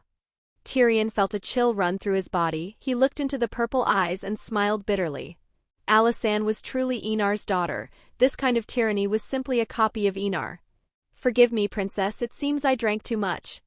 Then drink less, my dear Duke. Who knows if your head will appear on a spear any day now. Alysanne showed a gentle smile and turned around. She continued her way, walking elegantly with her long legs. Looking at Alysanne's back, Tyrion shook his head and knew that his political career was over. He resigned and on top of that offended Alysanne. Any friend of his would be implicated and would have their positions downgraded or ev. Chapter 351-352, The First Civil War XX. Confidence is a good thing, but excessive confidence is arrogance, and arrogance without power always leads to a fall. Thoughts of Alysanne Targaryen, heiress to the ruby throne of the Imperium of Humanity. Just as Alysanne expected, Tyrion's resignation turned the entire political landscape upside down. Maegor and Aegon did everything to nominate someone for the position of Imperial First Counselor. Maegor sponsored Ardell Tyrell, the grandson of Willis Tyrell, the Duke of House Tyrell and Master of Coin. Aegon sponsored a senator who came from a plebeian background, Caligula Orizon. Alysanne sponsored Lyanna Stark, granddaughter of Robb Stark and future Duchess of House Stark. What followed was a political struggle over who had more merit and influence in the court of Planetos. Naturally, Lyanna was in last place, and many believed she wouldn't even be considered for imperial counselor. After all, she had only just begun her political journey a little over 2 years ago. From a cupbearer to an imperial counselor, this was utter madness. Even if the emperor wanted his brother's granddaughter to be imperial counselor, he would have to think twice before throwing the entire imperial senate into total chaos. So many were not optimistic about Lyanna's candidacy to in Alysanne's room. Princess, you should have recommended Sarah. She has more prestige and has been active in politics for hundreds of years, much better than a complete novice like me. Although Lyanna was excited and even euphoric about being recommended by Alysanne, she herself knew that her chances of becoming imperial counselor were almost nil. She was a mere cupbearer in the imperial senate. Becoming an imperial counselor was the same as going from level 0 to level 10 in an instant. Even if there was nepotism in the senate, it could never be so blatant, as it would shake confidence in the Imperium. Alysanne, who was wearing only a bathrobe, had her ma. Chapter 352, The Cursed Twins. The world thinks twins are simple, but the fact that two beings share almost everything, including the same womb, creates a strange but undeniably real bond. A trust that no other human will feel for another. Thoughts of Miquella as she remembered her twin sister.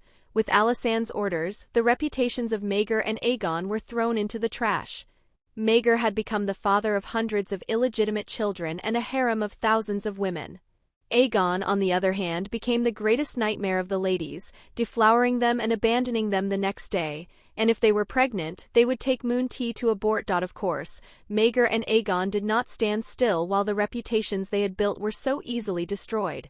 In the words of both princes, Alysanne had a planet-sized harem with handsome men of all races in the universe. At this moment, even the most foolish of men knew that the princes and princesses were fighting a fierce political battle. Shots were fired everywhere, and whoever was in front would suffer the wrath of the princes and princess. Inside a bar, Maegor and his subordinates were talking heatedly. The reason was the rumors that Alysanne had spread. Although it seemed like something trivial, it was not. Divine lineage was a matter of extreme importance, so the rumors that Maegor would be the father of hundreds of illegitimate sons and daughters were enough for the cult of the God Emperor to visit the prince in a secret visit. Remembering Kinvara, the Reverend Mother who personally inquired about the rumors, Maegor felt a shiver run down his body. Kinvara was a character that even the princes and princesses were afraid to get too close to, not because of her political power or even her personal power, but for the simple fact that Kinvara was a fanatic of the highest degree. The woman could burn an entire planet and just say it was for the good of the god emperor. There was no hesitation or even compassion for the people. Just the simple fact that Enar ordered her to do so. My prince, the cult of the emperor's investigation has backed off. No evidence of the supposed illegitimate children was found. Maegor's personal butler spoke with a respectful and relieved tone. Although he knew they were just rumors, what if? Maegor nodded as he brought a glass containing whiskey to his lips. He couldn't help but think that Alysanne was truly cruel. While the rumors about Aegon were easier, only targeting the nobility, the rumors about him involved his father's lineage, which naturally involves the cult of the god emperor of humanity. If it were confirmed that he really had hundreds of illegitimate sons and daughters, he would be before his father, kneeling and asking for forgiveness for being too lustful. His punishment would naturally be a long and drawn-out confinement in his own castle on his fief, without being able to get involved in the politics of the Imperial Senate. For a faction leader in the Imperial Senate, this was a terrible thing, as his supporters would no longer have his protection and would be targets of the other two factions. "How are the preparations for the attack on the Senate?" Maegor asked with a calm tone. His appearance might suggest that he was an idiot with muscle for brains, but his personality was completely opposite to what was expected. "The evidence is ready. When the Imperial Senate session begins, the Princess Regent will be expelled from the Senate for a long time. The position of Imperial Counselor will fall to Lord Ardell." The butler spoke with a respectful tone. There was a touch of joy in his voice. Maegor nodded and looked at the young man with curly brown hair and green eyes. He looked quite effeminate. He wore a dark green suit with the House Tyrell coat of arms on his chest. He was the one Maegor supported for the position of Imperial Counselor Ardell of House Tyrell. "Don't worry, Prince, I will not disappoint your trust in me." Ardell spoke with a solemn tone. Only he knew how much he had done to gain the trust of this cautious prince, who was more astute than politicians 1,000 years old. If something happened and shook the trust Maegor had in him, Ardell would really cry like a child after his favorite candy was stolen. Maegor just looked deeply at him and nodded. He had done everything to put Ardell in the position. If it didn't work, someone had to suffer his wrath after losing to Aegon or Alysanne. Inside Alysanne's office, the crown princess was behind a desk with a calm expression. The rumors did not affect her at all. As for the planet full of handsome men, Alysanne just rolled her eyes and didn't even comment. If she did that, her mother would wake up every day smiling, as she always wanted her to get married. "Dear aunt, what brings you to my humble office?" Alysanne asked, looking at her little aunt Miquella. The girl was truly beautiful and adorable. She had such a supernatural aura that it made it impossible to even look away. Even with the resistance to external influences given to her by her father, Alysanne still felt a little difficulty resisting the urge to pinch Miquella's adorable cheeks. Miquella placed the teacup on the saucer and smiled elegantly. She looked at her aunt and narrowed her eyes. Nerys was Alysanne's sister, so Alysanne herself was Miquella's aunt, not the other way around, but to keep up appearances, Miquella became Riella's daughter. "Can I just visit my favorite niece?" Miquella said with a sweet and gentle tone. Her golden eyes, like two pools of melted gold, stared at Alysanne with a cunning, yet somewhat adorable look. Alysanne wanted to laugh. Besides her father, Miquella was the first person to say that she was her favorite. Interlacing her fingers, the princess rested her chin on her hands and looked at Miquella with the same cunning look, although without any adorable feeling.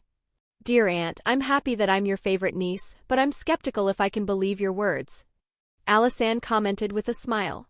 She had known Miquella for just over 3 days. It was really hard to make her believe her. Showing an adorable smile, Miquella spoke gently. "Although it's a lie, it might as well become the truth. And what do I have to do to earn so much love from my adorable aunt?" Alysanne's smile deepened. She was curious about what Miquella wanted to do to the point of asking her own mother, Riella. "I know you have some genetic lab. I need to create a human body." Miquella did not hide and spoke directly about her purpose. After all, it was completely impossible to hide the birth of her sister. Malnia. A genuinely confused look appeared on Alysanne's face. She expected many things, but the creation of a human body was not one of them.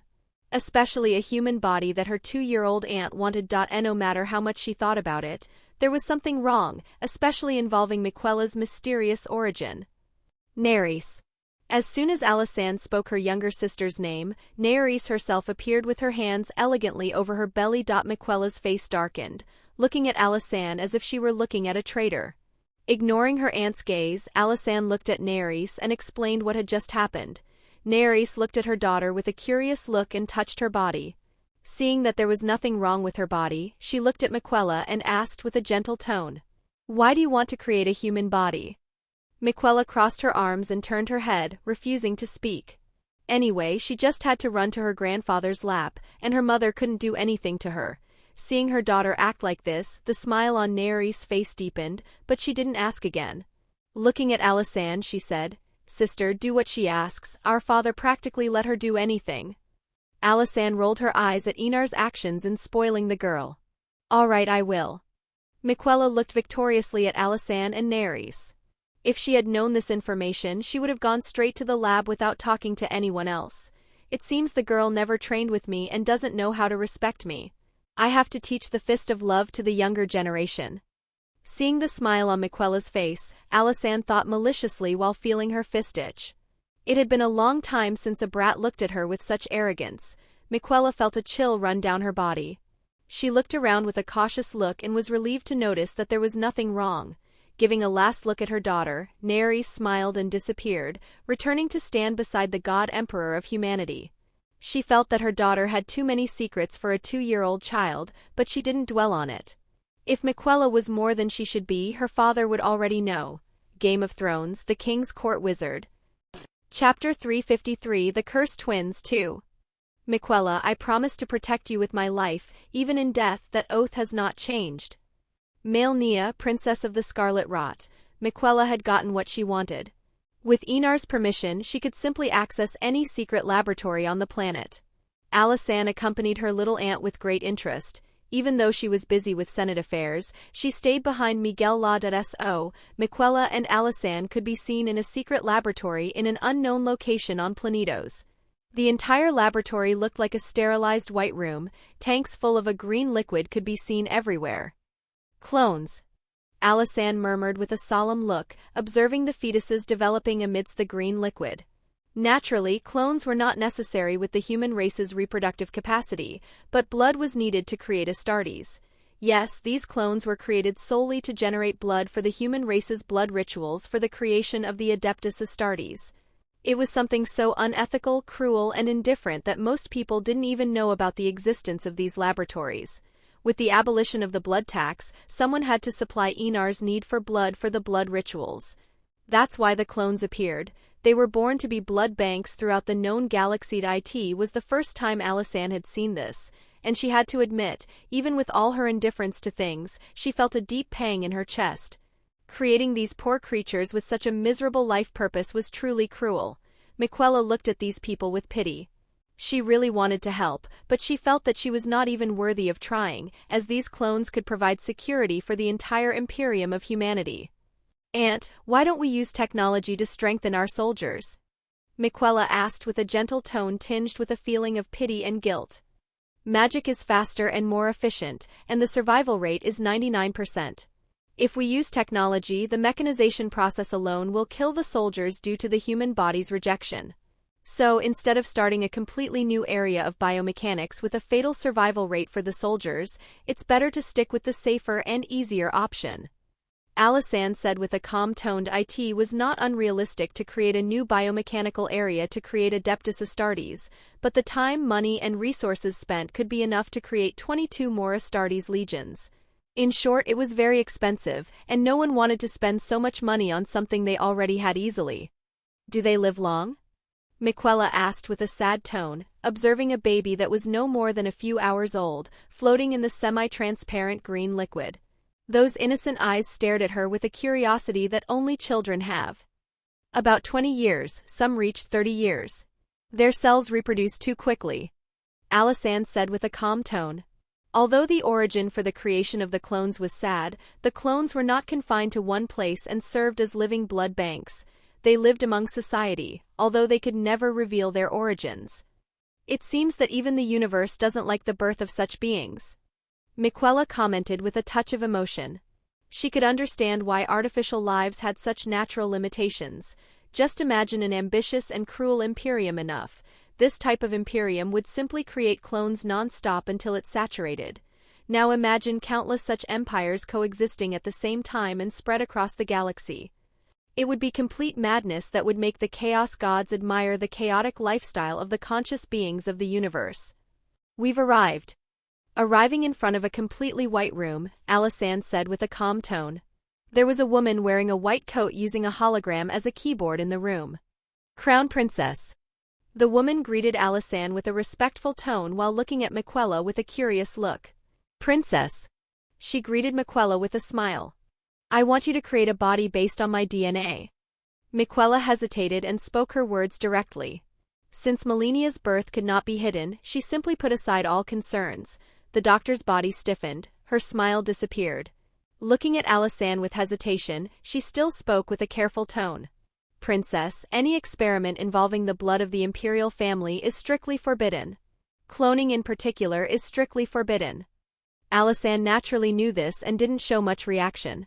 200 years after the Imperium had unified the entire planet, science and culture had already developed extremely fast. At that time there were scientists bold enough to try to use the blood of House Targaryen to experiment, in an attempt to create an artificial god-emperor of humanity. What followed was the purest fury of the cult of the god-emperor of humanity. The Reverend Mother herself personally got involved and started an inquisition where she hunted down all the scientists who dared to profane the sacred blood of the god-emperor. In that year, laws were formed that prohibited any experiment involving the blood of House Targaryen, especially cloning. Alysanne said nothing and simply showed her hand to the doctor. On her finger, a silver ring studded with a brilliant ruby shone intensely. The House Targaryen coat of arms was drawn on the ruby. The doctor's expression became more respectful, and she looked at Miquella with a deep gaze. Just tell me your requirements, Princess. With the Emperor's per. Chapter 354-355, The Cursed Twins 3. Do I love my mother? It is natural for every son or daughter to feel love for their progenitor, but this love can grow or diminish as they mature. Looking back, I truly loved her, but that love turned into resentment, hatred, and anger. Princess Miquella of House Targaryen's diary. 15 days had passed, and the next Imperial Senate session was getting closer. In the tank containing a semi-transparent green liquid, a body floated in the fetal position. A tall woman with long crimson hair. Her eyes were closed and she looked like she would sleep eternally. Miquella touched the cold glass and couldn't help but approach the glass tank, leaning her forehead against it and closing her eyes, feeling a little nostalgia. Images of two children running through the palace kept appearing. Gentle Godwyn, severe yet paternal Radagon, cold and distant Marika. She remembered everyone, especially her mother's indifferent golden eyes. In her eyes she and Malenia were flaws, cursed by a race she deeply hated. However, Miquella didn't care about her mother. Only Godwyn and Radagon truly mattered, as they were the only ones who loved her. Opening her eyes, Miquella's golden eyes were brighter than ever. She looked at Malenia's soulless body floating in the fetal position and reached out her hand. Touching the cold glass, the entire tank exploded into millions of pieces. Without the glass, the liquid naturally wanted to escape, and that's what happened. All the semi-transparent green liquid leaked out, but Malenia's body floated in the air with Miquella's psychic power. Although runes and psychic power were two completely different powers, she was a genius and used what she knew to become a powerful psyker even at 2 years old. Alysanne watched everything with a touch of growing interest in her eyes. It wasn't just her. Naerys and Enar himself watched the scene from the throne room. Enar knew what Miquella was doing, but Naerys and Alysanne did not. Looking at the 15-year-old girl with long red hair, Enar's lips curled into an amused smile. Miquella's curse followed her in this life. Would Malenia's curse also manifest in this life? If so, would it be so powerful? Miquella didn't know that there was an audience watching her sister's birth. Even if she did, she would only complain that everyone seemed to have too much free time to care about her affairs. Suddenly, under the shocked and worried eyes of Alysanne and Naerys, Miquella simply plunged her own hand into her right ribs and sank it into her flesh, without caring about the red and gold blood dripping. Then, the girl simply pulled out one of her ribs. Unlike the expected white bones, the bone, besides being covered in red and gold blood, had a crimson hue, as if it were made of ruby. Miquella didn't care about her injuries and approached with her hand covered in her own blood and holding one of her ribs. Arriving in front of the soulless body, the God Emperor's granddaughter showed no hesitation and opened her sister's body, removed a rib, and placed the other, then used psychic power to accelerate the healing. Simple, brutal, and without any hesitation. Looking expectantly at Melinia's body, Miquella waited. 10 minutes, an hour, 10 hours. The more time passed, the more Miquella's smile disappeared. A look of deep regret appeared on her beautiful face. "Let me help you, my cheeky little granddaughter." Miquella raised her head, hearing her grandfather's provocative voice, and couldn't help but show a look full of hope. Remember, the transfer from body to soul is not as simple as putting the soul into a body. The body needs to withstand the powerful soul, and there is also compatibility. Something you got right by creating this body using your own DNA. Unfortunately, this girl's soul is too strong for this mortal body. Enar's voice continued to sound in Miquella's mind, making her realize the mistakes she was making.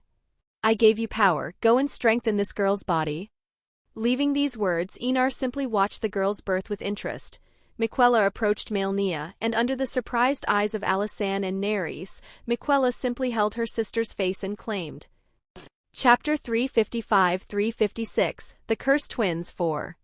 I am what remains of the Song of Salvation. I am his will rendered in silent light, sent forth to guide a billion vessels home. I am what remains of the Emperor now that his body is dead and his mind is dying. It is a death that may take an eternity, but it will come. And then I will fall silent with his final thought. I stare into eternity and witness the dance of demons. I sing forever into the endless night, adding my melody to the great game. I am Imperius, the avatar of the Astronomicon. Imperius, avatar of the Astronomicon, Melnia, who was listening to everything Miquella was saying, had a stunned expression. Firstly, her sister was reborn into a family of gods, and she, having been created from her sister's DNA, was also the granddaughter of the Lord of Humanity, the God Emperor Enar Targaryen. As she was trying to comprehend a completely different universe, she saw Miquella stand up and show a cute look. Something Melnia hadn't seen in a long time. After maturing, Miquella always showed a cold, indifferent expression, and only when she was with her did she show her kindness. Mother. As soon as the word mother left Miquella's lips, Melinia's body stiffened. The memory of the cold golden eyes staring at her made her completely paralyzed. It was Marika's eyes. The woman never gave her any shred of respect or even love, only the purest indifference and coldness. Melinia still remembered Marika's eyes. The goddess of the lands between simply didn't hide the disgust and contempt in her gaze. Looking forward, she didn't see a pair of cold and indifferent golden eyes, but a pair of pale, gentle, and soft lilac eyes. There was no malicious feeling in those eyes, only the purest tenderness and kindness. Your grandfather is summoning you and your sister to the throne room. Nerys spoke, looking curiously at her newest daughter. The first impression she had of Melnia was seeing a soldier. The second thing was an eternally loyal knight. The third thing was that she looked a lot like Lita. Although Lita was cold and indifferent to anyone who wasn't her father. Your hair color is beautiful, it's a vibrant crimson red. Nerys spoke with a gentle tone, looking at Melnia with a smile full of... Chapter 356-357, The Meritocracy Law of the Hereditary Nobility, I. The cruelest law against hereditary nobility, a sword of Damocles above the heads of the nobles, ready to fall at the slightest carelessness. Imperial Senate. The place seemed full again. Many new faces could be seen sitting in the seats that belonged to the corrupt and traitorous senators. This naturally brought a breath of fresh air to the Senate, which seemed younger and more animated. Miquella and Melnia were present. The two women were in seats behind the senators, reserved for the royal family to observe. Although rarely used since the royal members of the Senate were Alisanne, Aegon, and Maegor, many eyes were on Miquella and Melnia. After all, if they were sitting in those chairs, they were royalty. Some look like they are going to war. Melnia commented, looking at certain individuals who seemed so determined and calm that they looked like they were going to war. Technically they are a political war. Miquella replied as she picked up some grapes and ate them, her golden eyes staring at the 4 thrones above the steps. They were empty and no truly important person had arrived. Is political power that important?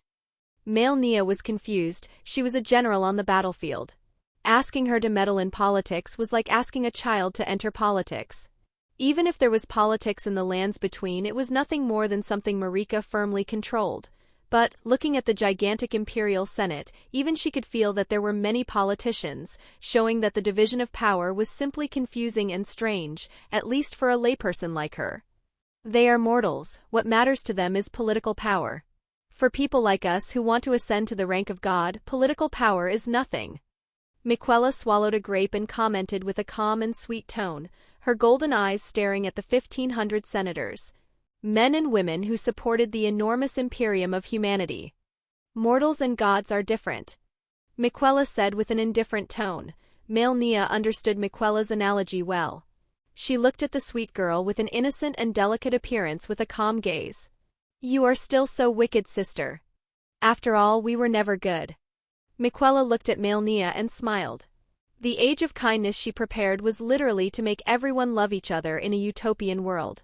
Calling her benevolent was ignoring how cruel she was in sacrificing everything and everyone for her dream of ascending to divinity. Nia agreed. She was also never a good person, she was a weapon that didn't mind being used by Miquella. It has begun. Miquella spoke, noticing 4 figures sitting on their respective thrones. Unlike what she expected, the gods of the Imperium of Humanity did not keep their distance from mundane affairs. On the contrary, they were very active. However, it was the first time she had seen her 3 grandmothers at the same time, and she had to admit, her grandfather had good taste in women. One more beautiful than the other, whose beauties eclipsed all the other women present. When Enar, Daenerys, Visenya, and Rhaenys arrived, all the senators stood up and remained standing, everyone's eyes focused on the 4 figures sitting on the thrones above the steps.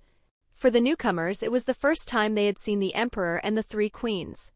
The faces of these men and women showed animated expressions full of admiration. They puffed out their chests and remained perfectly erect.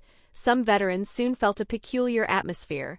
The Emperor was more frequent in the Imperial Senate sessions, which was rare, given that the Emperor had to take care of all the interplanetary traffic of all humanity.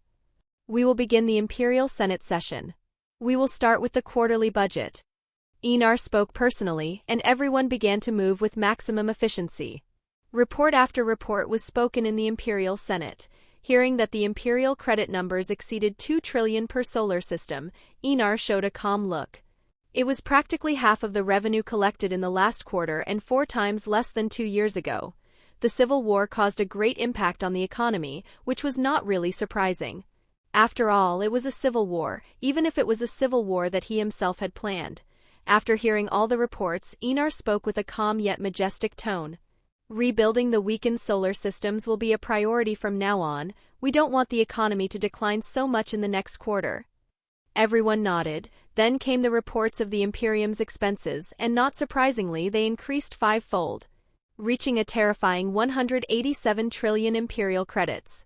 This money was practically 40% of an entire year of the Imperium. Of these 187 trillion Imperial credits, more than half was military spending. When the report was announced, shocked exclamations were heard among the senators. Your Majesty, this number is too terrible to continue unchecked. We can only bear it because the money was being withdrawn from the Emperor's personal coffers, but if it continues like this, our currency will be devalued with the large amount of it circulating among the space guilds. Willis Tyrell, Minister of Coin and Treasury, spoke with a calm and deep tone. Enar knew he couldn't continue. A large amount of Imperial credits in the hands of these space guilds was quite complicated, as it meant that these space guilds could influence a portion of humanity.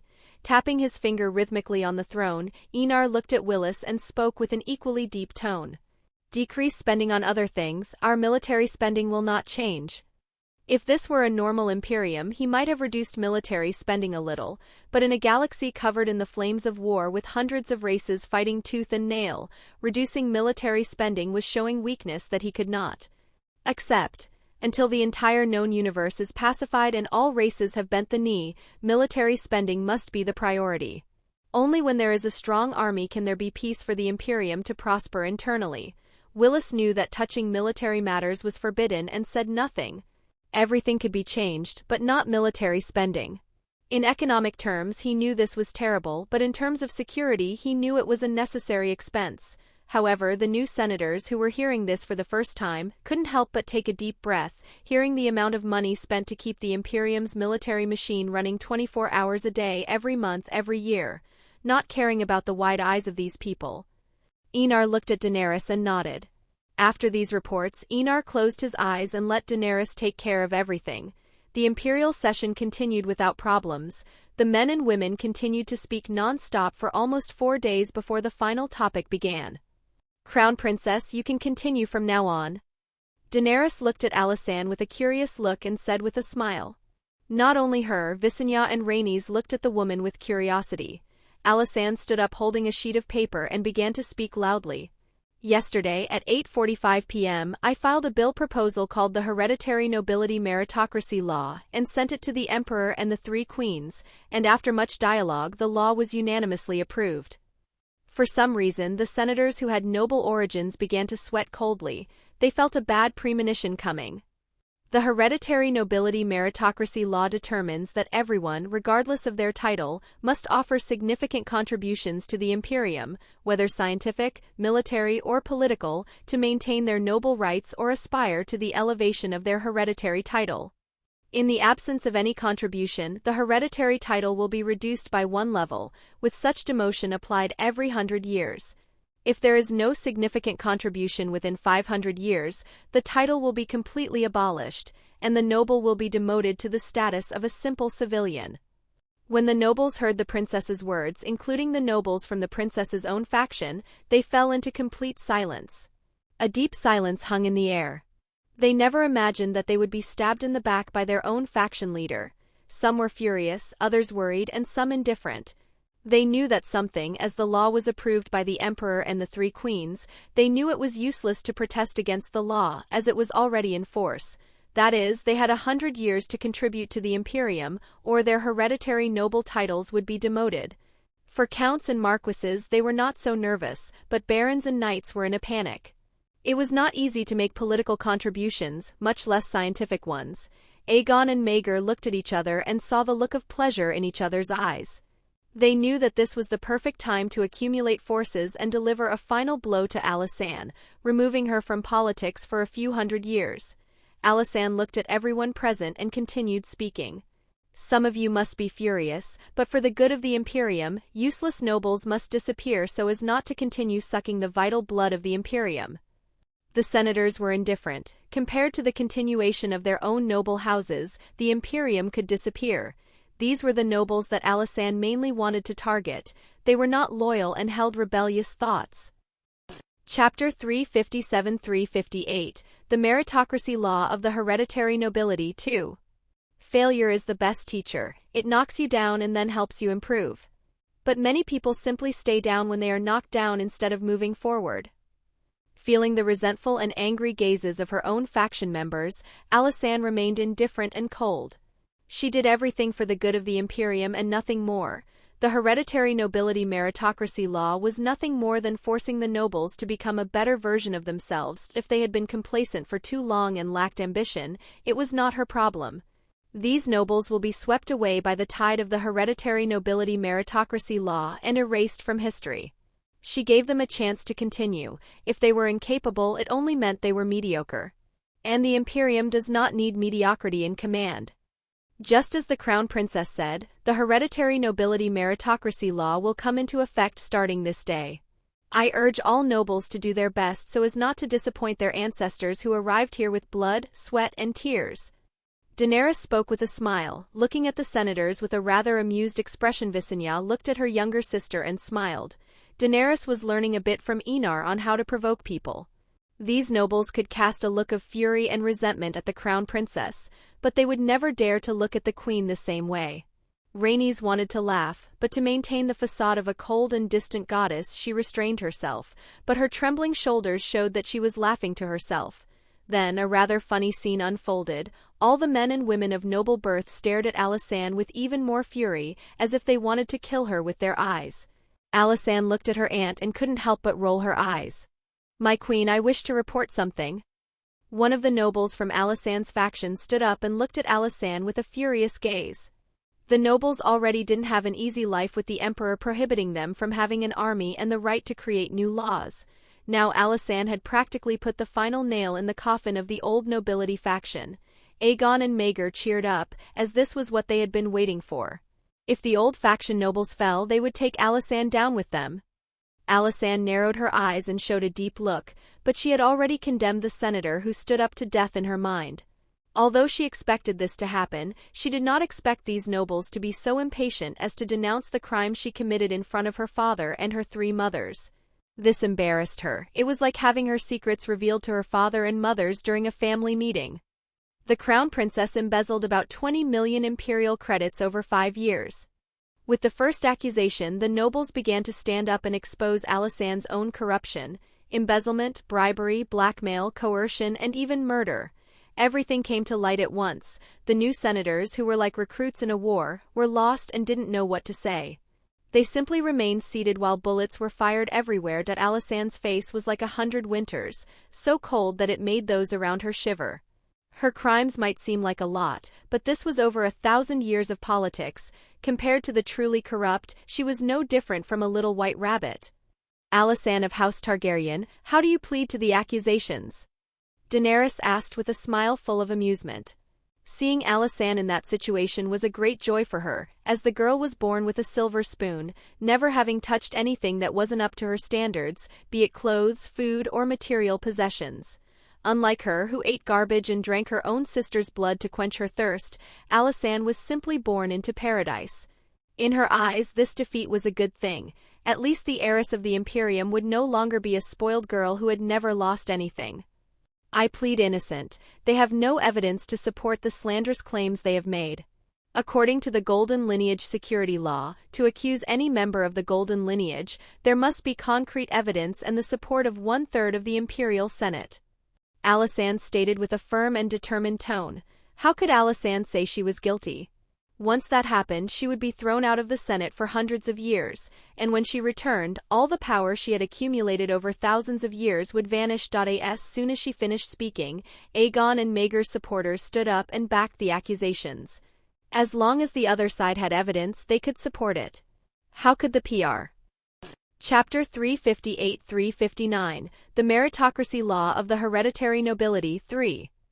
Jealousy and envy have always driven people throughout history, but this was a double-edged sword with no hilt.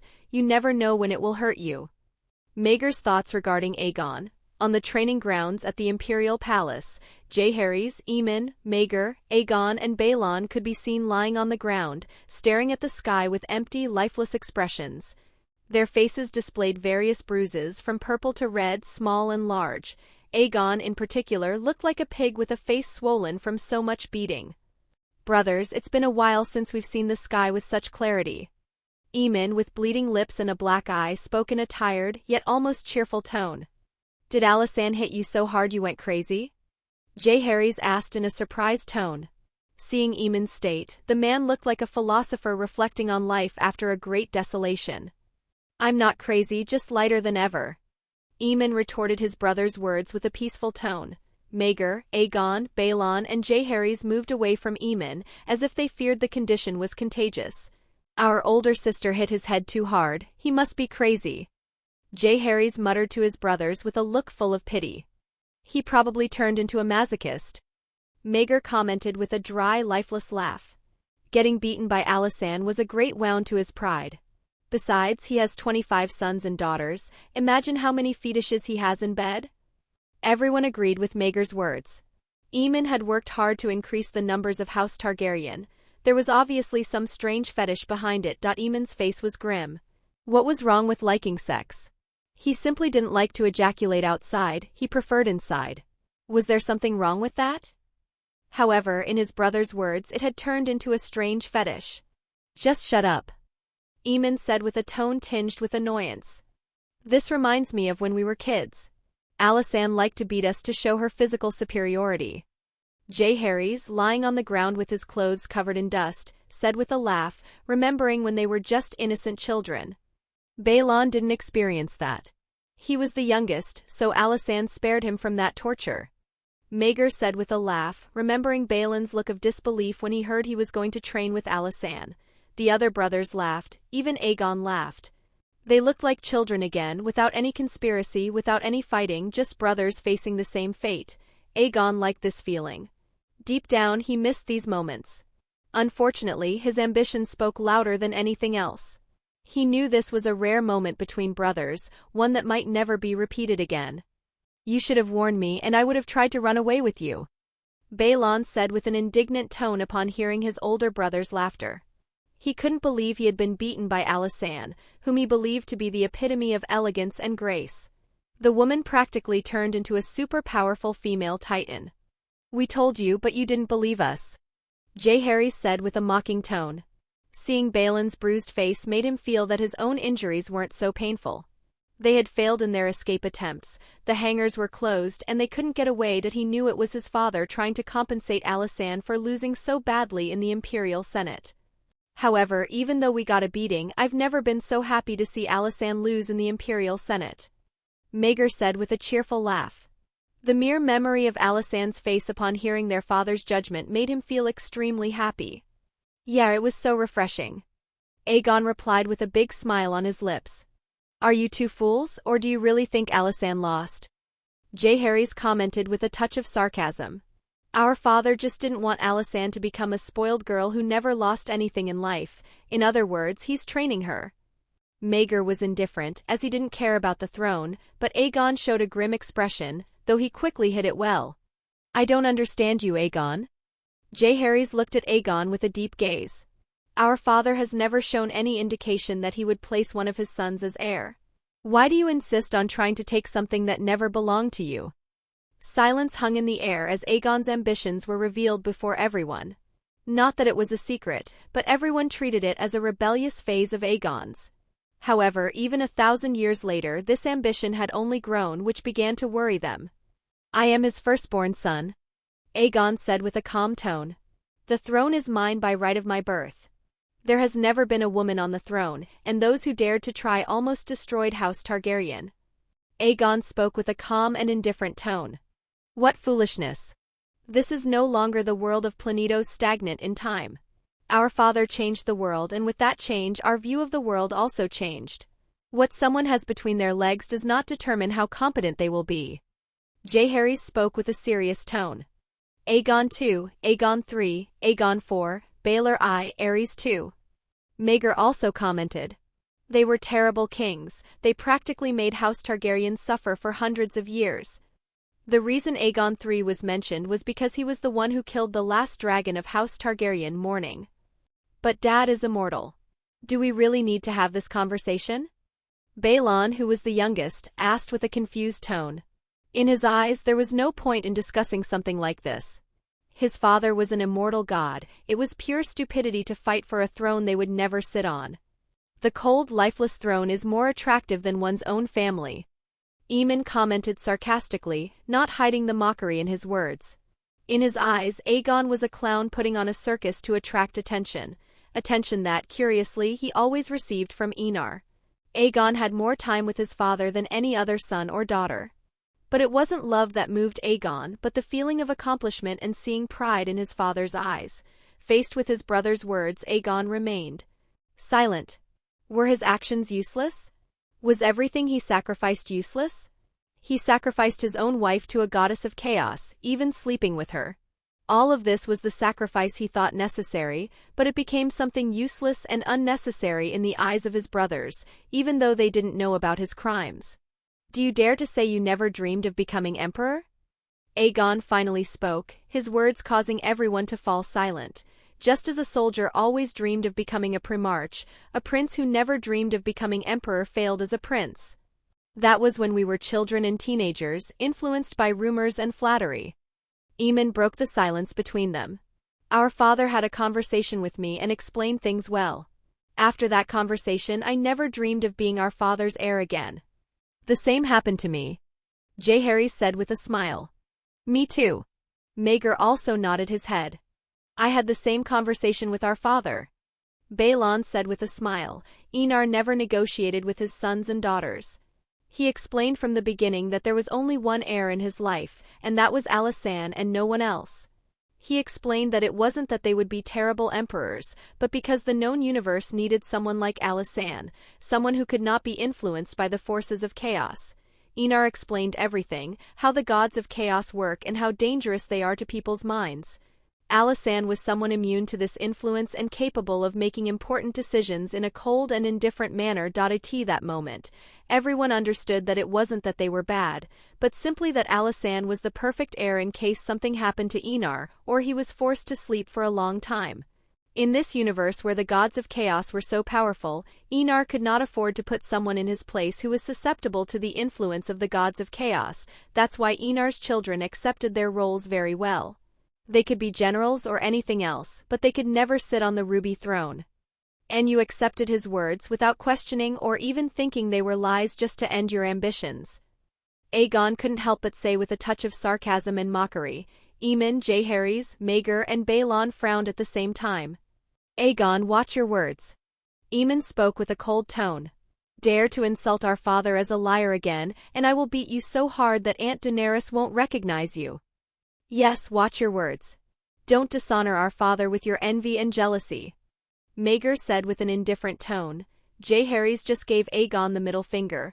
Faced with the hostile looks of his brothers, Aegon stood up, snorted disdainfully and left the training ground. Now I understand why Alysanne focused more on Aegon. This guy needs to be beaten more to wake up. Balon said with a fierce tone. Let's go take a bath. We won't talk about this fool anymore. Maegor stood up and said with an indifferent tone. Everyone nodded their heads and followed Maegor. Game of Thrones, the King's Court Wizard.